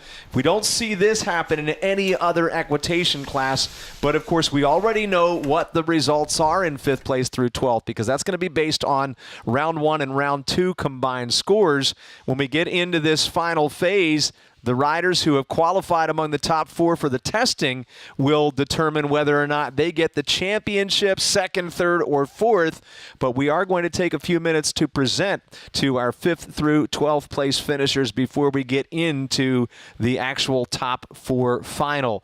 And we are indeed going to be watching that presentation for you. Let me tell you quickly, again, we've got Taylor Cawley, Blake Rowan, J.J. Toronto, and Parker Peacock in those top 4 positions. Isabel Eamon is going to lead off the 5th position there. Dylan Bazar, Cecilia Perry, Reese Myrna, Rylan Conway, Harper Phipps, Sydney Rady, and Michaela Brumbach will also be coming back in. And that official presentation ceremony just about to commence. Andrew Brown and Jason Porter are in the booth here speaking to the house. We'll let them take over for a brief moment here in the official presentation ceremony that is about to happen in the International Arena.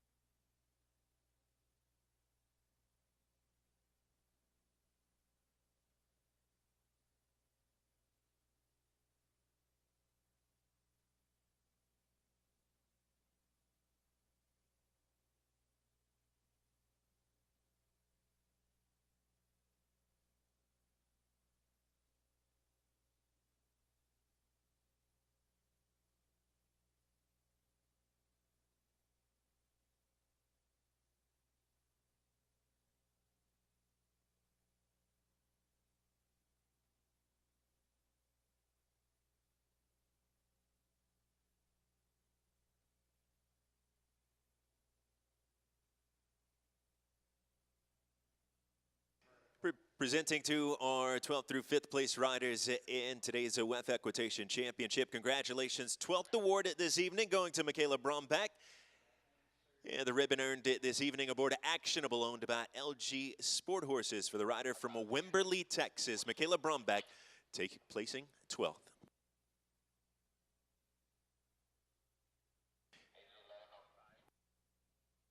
11th place rider to come forward at next. Congratulations to Sydney Rady. Her equitation amount tonight owned by Taylor Madden Mac 1, as Sydney earns 11th place honors for the WEF Equitation Championship.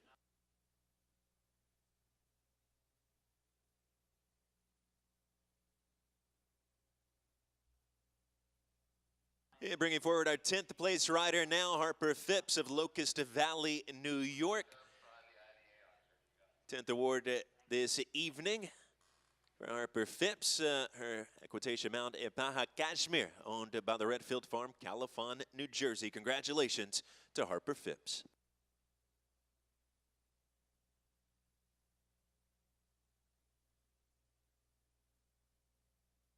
Ninth place honors now, and those honors will go to Ryland Conway of Fairhaven, New Jersey.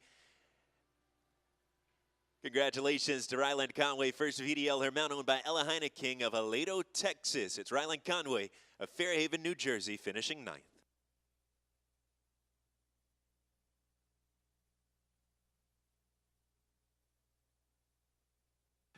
Eighth place honors going to Reese Myrna of Mendham, New Jersey. Congratulations to Reese.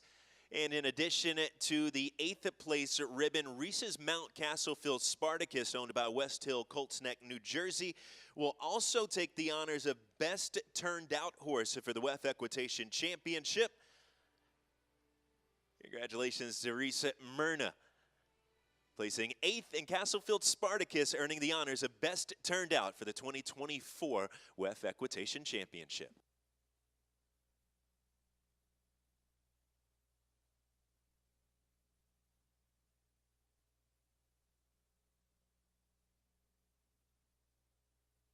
Seventh prize then for Cecilia Perry with a ride on Linford 9, number 549, gets the purple ribbon there.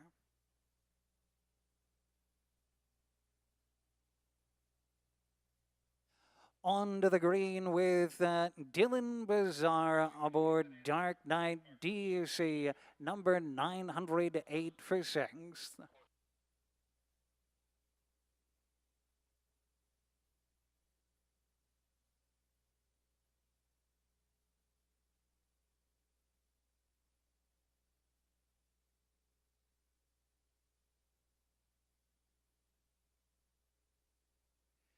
On to the pink ribbon finish for Isabel Eamon and her ride aboard Young Gravy, number 1167 for 5th.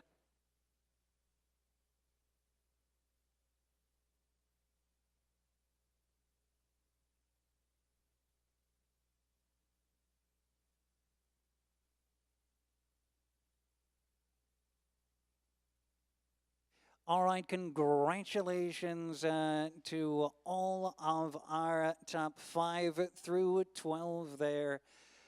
And with that, we're about to move on to the final test.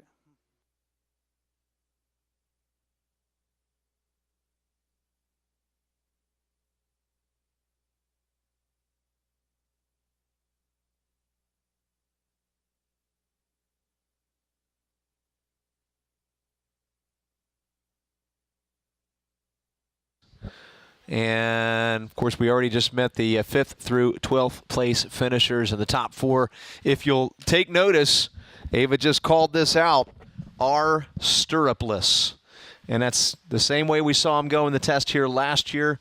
We do not know the test, so maybe we should go ahead and listen to the house announcer here, Andrew Brown, Jason Porter, telling you what the judges have requested.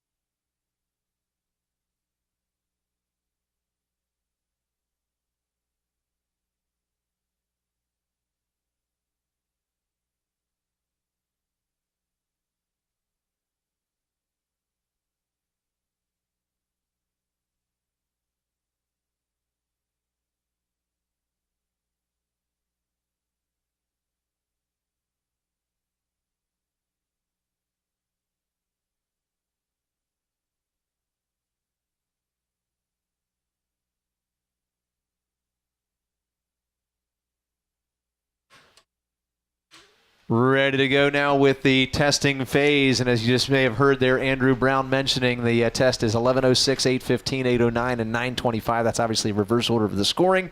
Parker Peacock is up and running with the round. I think that hand galloping a first jump like that is a place where you can always show off.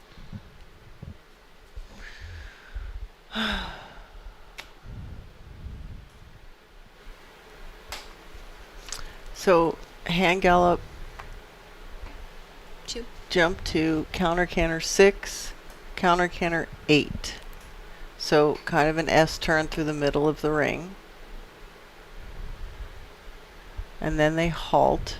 Well, they canter They fence canter 4 and then Oh, halt, 4 right? and halt, sorry. I can't read your writing.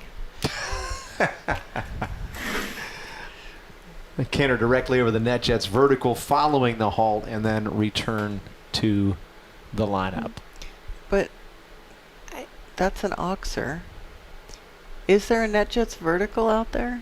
Yeah, it's directly in She's front just of her, I halted believe. now, and she's coming up on that NetJets vertical Gotcha. Okay. at this point, passing through the palm trees, There it is. up and over, and then right back You know, to the lineup. It's hard without your stirrups. Of course, this is a challenging test. Just not what she wanted at jump 1. She had the pace and then didn't quite find the distance. And then the other issue, I think she did a great job with the counter canter.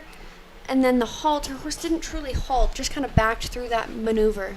Here's JJ Toronto, and by the way, I should mention Jimmy is not in Ocala, so the whoops we heard there are either from someone else altogether that sounds like him, or they're from Jimmy, and we can hear him all the way from Ocala. But JJ Toronto is in.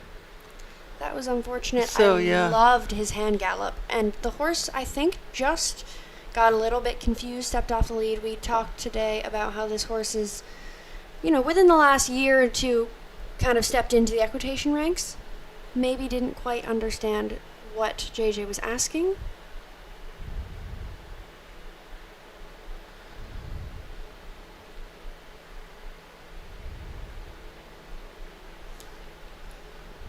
JJ looks very tight without his stirrups.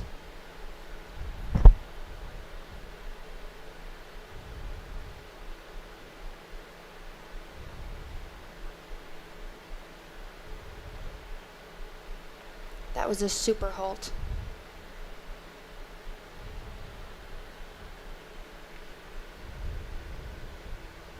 All right, we've now seen JJ wrap up over the NetJets vertical. What are the toughest parts you think about this test as we're about to see the final 2 here, Rachel, Ava? I mean, I think the test is pretty straightforward. They're not saying that you have to land the lead. They're not, I think it's pretty straightforward, and that sometimes is the hardest part. Yeah, I think that not having your stirrups is a big challenge. Getting up to pace for that hand gallop. At this point, you've now watched the first 2 riders go and have a pretty major mistake in both of them. So if I'm sitting in first and second, I'm thinking if I don't feel confident holding that counter lead, I'm not going to try to land it. No. Yeah, Blake Rowan trying to set herself apart here. Blake was tied with JJ in a 179.75 total over the 2 rounds. And honestly, I think having that tie-breaking score. Now, that's a little yeah. much walk for me. Well, But again, I think she just has to have a clean test and do it. I agree. She did fully turn before she picked up the counter lead. I don't know how the judges feel about that. As a judge, what are your thoughts on that? That Is that a was true counter canter? 8 steps of walking. I mean, she did turn the corner. Oh, that's kind of a late halt. She's going to have to really get herself. She's only got about To 3 pace. strides to get up and over the NetJets. Yeah. Personally, again, I'm not judging this class. Personally, I think that was cleaner than coming off the lead at jump 1, but I still didn't think that halt was a true halt. That's part of the test. They're asking that test for a reason. You want to make sure your horse stands with its feet in one place for at least 3 seconds. All right, one last entry now, and it is the highest ranked entry with a 183.5 from the previous rounds. Taylor Cawley is with us. She's out of This is a Wellington. hand gallop. And as bold as you can be coming out of that line and going right to the hand gallop is going to be rewarded if you can pull it off. Her horse did swap at the base of that jump. I loved her hand gallop, but maybe just a little bit too far away. You had to hold that lead there. You know, and I think they can be shaping that first jump. They have to land the counter canter or do a simple change in a straight line. I think they could go out further when they get their hand gallop. She landed the counter lead, held that really nicely there. And all 4 of these riders, in my opinion, look fantastic without their stirrups. They don't even look like they don't have No. stirrups. It's a testament to what they're doing at home.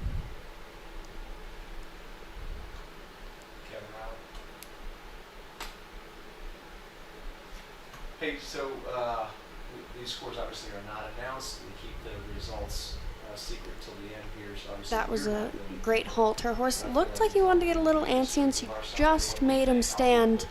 Yeah, I saw her touch him on the neck. Yeah, that was a smart move from her. I think that all 4 tests had something small. I think it's going to depend on, you know, where the scores landed from the previous 2 rounds, what the judges think overall.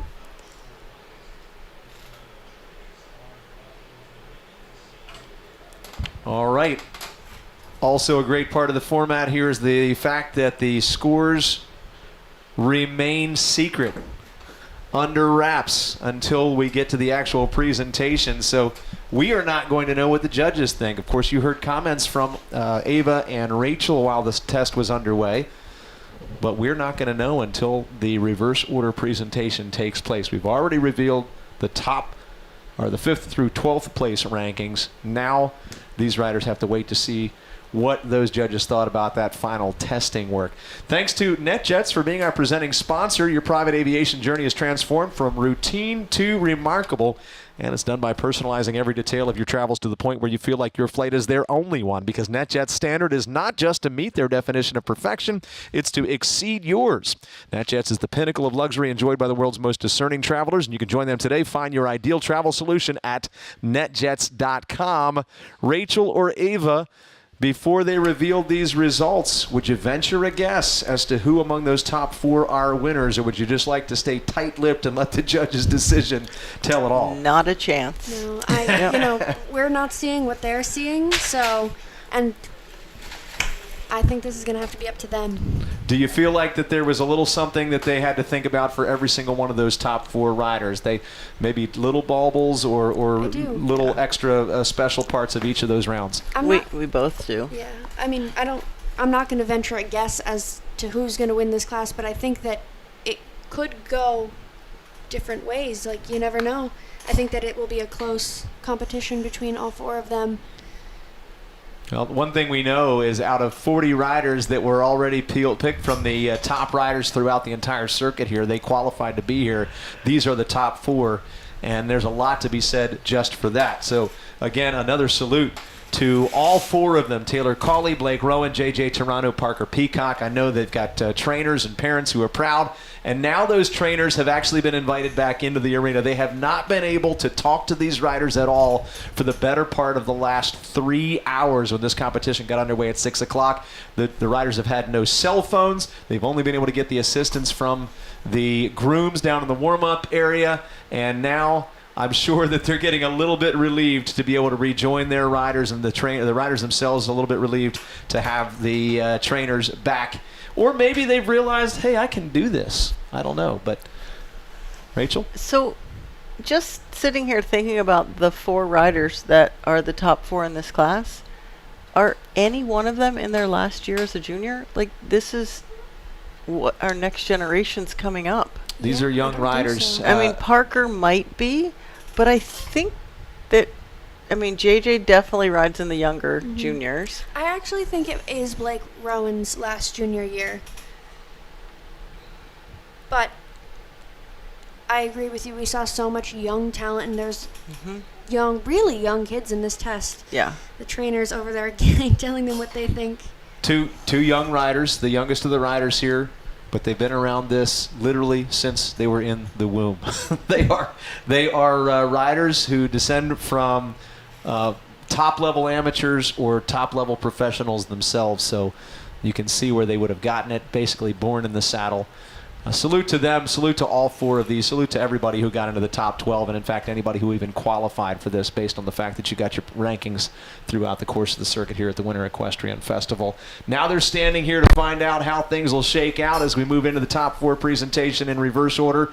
And I just want to say one more time how much of a pleasure it's been to be here for the WEF Equitation Championship, again presented by NetJets, and it's been a great pleasure yet again to be able to sit in the house with 2 veteran professionals, or experts themselves, I should say. Rachel Kennedy, I know you and I have had a few opportunities to be on the microphone together for the streaming broadcast. That's been fun again tonight.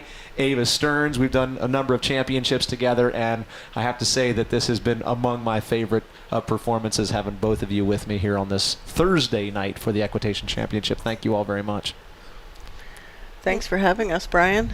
Thank you, Yep. guys. This has been a great class. Congrats to all the riders, trainers, grooms, everybody who makes this happen.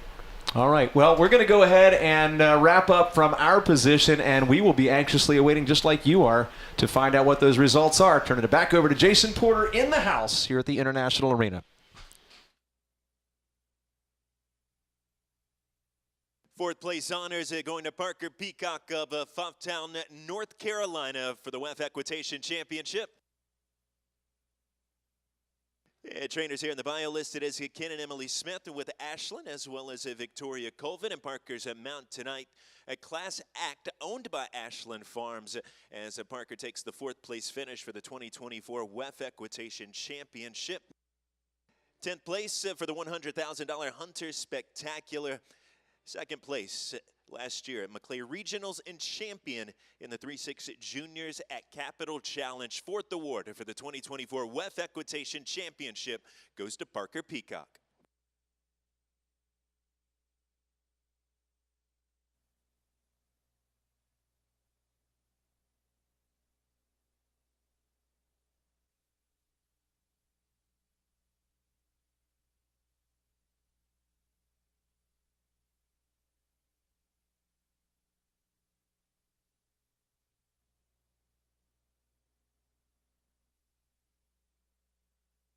And Parker coming forward for photos, a score of 90.25 in the first round of competition, and an 88 score in round number 2 for Parker Peacock aboard the Ashlyn Farms owned Class Act.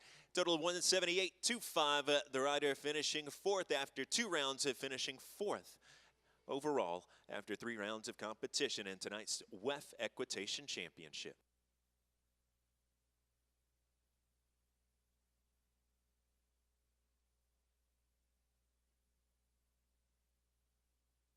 Congratulations to Parker Peacock on the 4th place honors for the 2024 WEF Equitation Championship.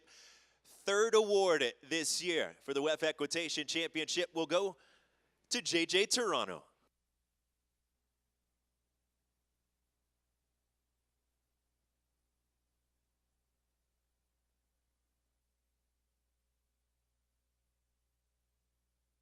And JJ getting a sash on here and making his way over to the NetJets vertical for photos. Our 3rd place rider and the WEF Equitation Championship for 2024.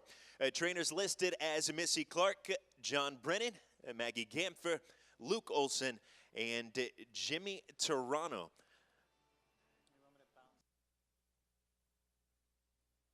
And JJ's honors and accolades include Pennsylvania National Horse Show Champion, Horse of the Year, and WEF Medium Junior Classic winner. First round score this evening, an 89, and following that up with a 90.75 in round number 2. 3rd place honors going to JJ Toronto. That's right, Mr. Porter. And in addition, his Mount Favorite Edition Z will be our best equitation horse as selected by the judiciary. JJ Toronto in 3rd, Best Eq Horse Favorite Edition Z, number 815.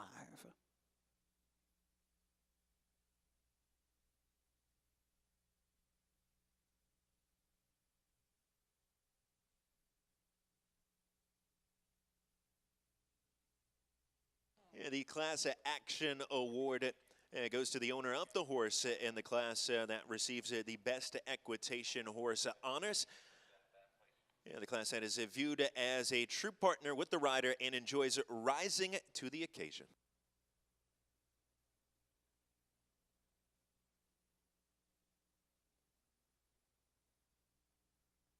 The Class Action Best Equitation Horse Award being presented by Stacia Madden. Those honors going to favorite edition Z, owned by the Lucky 4 Group, the mount for J.J. Toronto in the 2024 WEF Equitation Championship.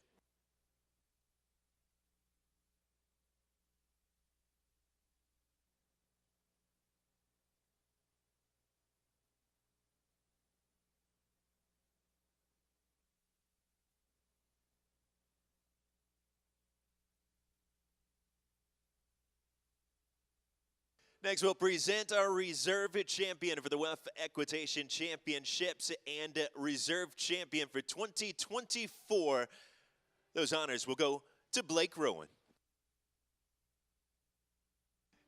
Blake Rowan of Little Compton, Rhode Island, earning reserve championship honors this evening. And her mount Ironman, owned by Missy Clark and North Run, the rider out of Little Compton, Rhode Island.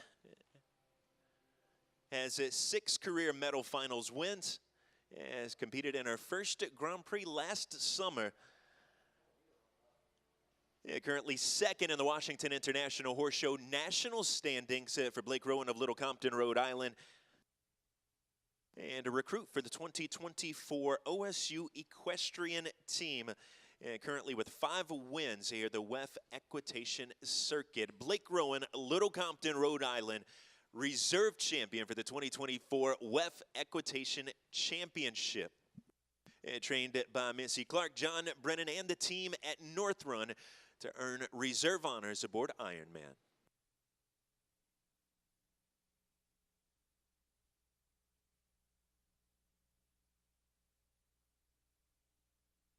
Family of the reserve champion also receives a Yeti Roadie 24 hard cooler. In addition to the gifts from NetJets that are going to our top 4 riders as well.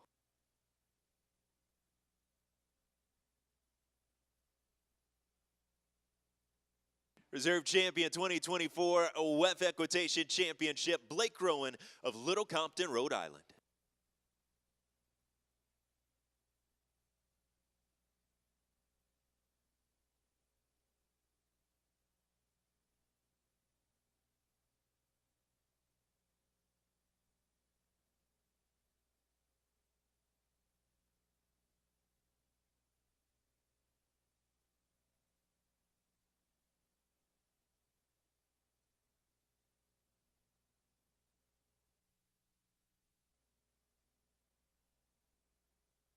And the bio says she's a pickleball star, where she's an equitation star as well. Championship honors are going to Taylor Cawley for the 2024 WEF Equitation Championship. And Taylor trained by Stacia Madden, who is accompanying her over to the NetJets vertical now for photos. Championship rider, a silver medalist at the North American Youth Jumping Championships, a bronze medalist at Prix States. Flat Equitation Championships winner and a champion in the age group equitation at Capital Challenge as well, adding another accolade here with the championship honors in the WEF Equitation Championship for Taylor Cawley. Partnered tonight with Oakwood Eclipse, owned by Seahorse Investments, Dover, Massachusetts. Our highest scoring rider from the first round with a 92.5 score, and then following that up with a score of 91 in the second round of competition this evening as well for Taylor Cawley. Congratulations to our champion, and here presenting we have Sylvain Ori, the owner of Arion Cellier, as the champion is being presented with a beautiful Arion saddle, a Yeti Crossroads backpack, as well as a customized Yeti Rumbler mug, a Wellington International jacket, and gifts from NetJets. All for Taylor Cawley for her efforts in earning the championship honors in our Big Eck here, the Winter Equestrian Festival. The family of our champion will also receive a Yeti 48 wheeled hard cooler, and the trainer of our champion receiving a Yeti Hopper Flip 12 soft cooler and a Wellington International jacket. Congratulations again to Taylor Cawley and the rest of the team around her that made this evening possible as she takes championship honors for our WEF Equitation Championship.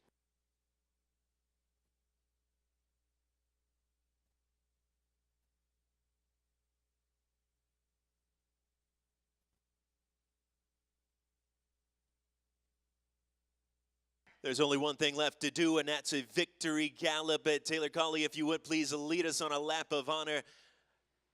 Best rider in the field for 2024 WEF Equitation Championship. The honors going to Taylor Cawley.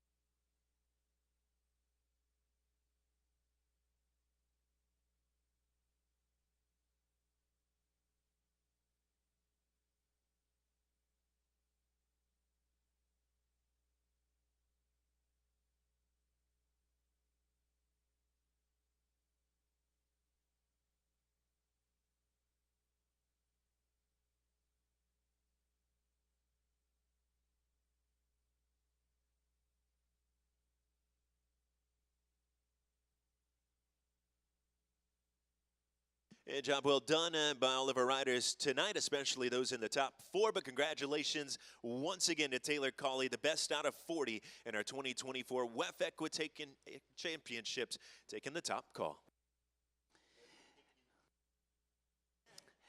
Thank you, Jason Porter, and thank you again to all of our staff tonight. Again, your panel there with Archie Cox and Ralph Caristo, Karen Healy, and Ginny Edwards, and our schooling judges, Jean Bonsall and Diane Landreville.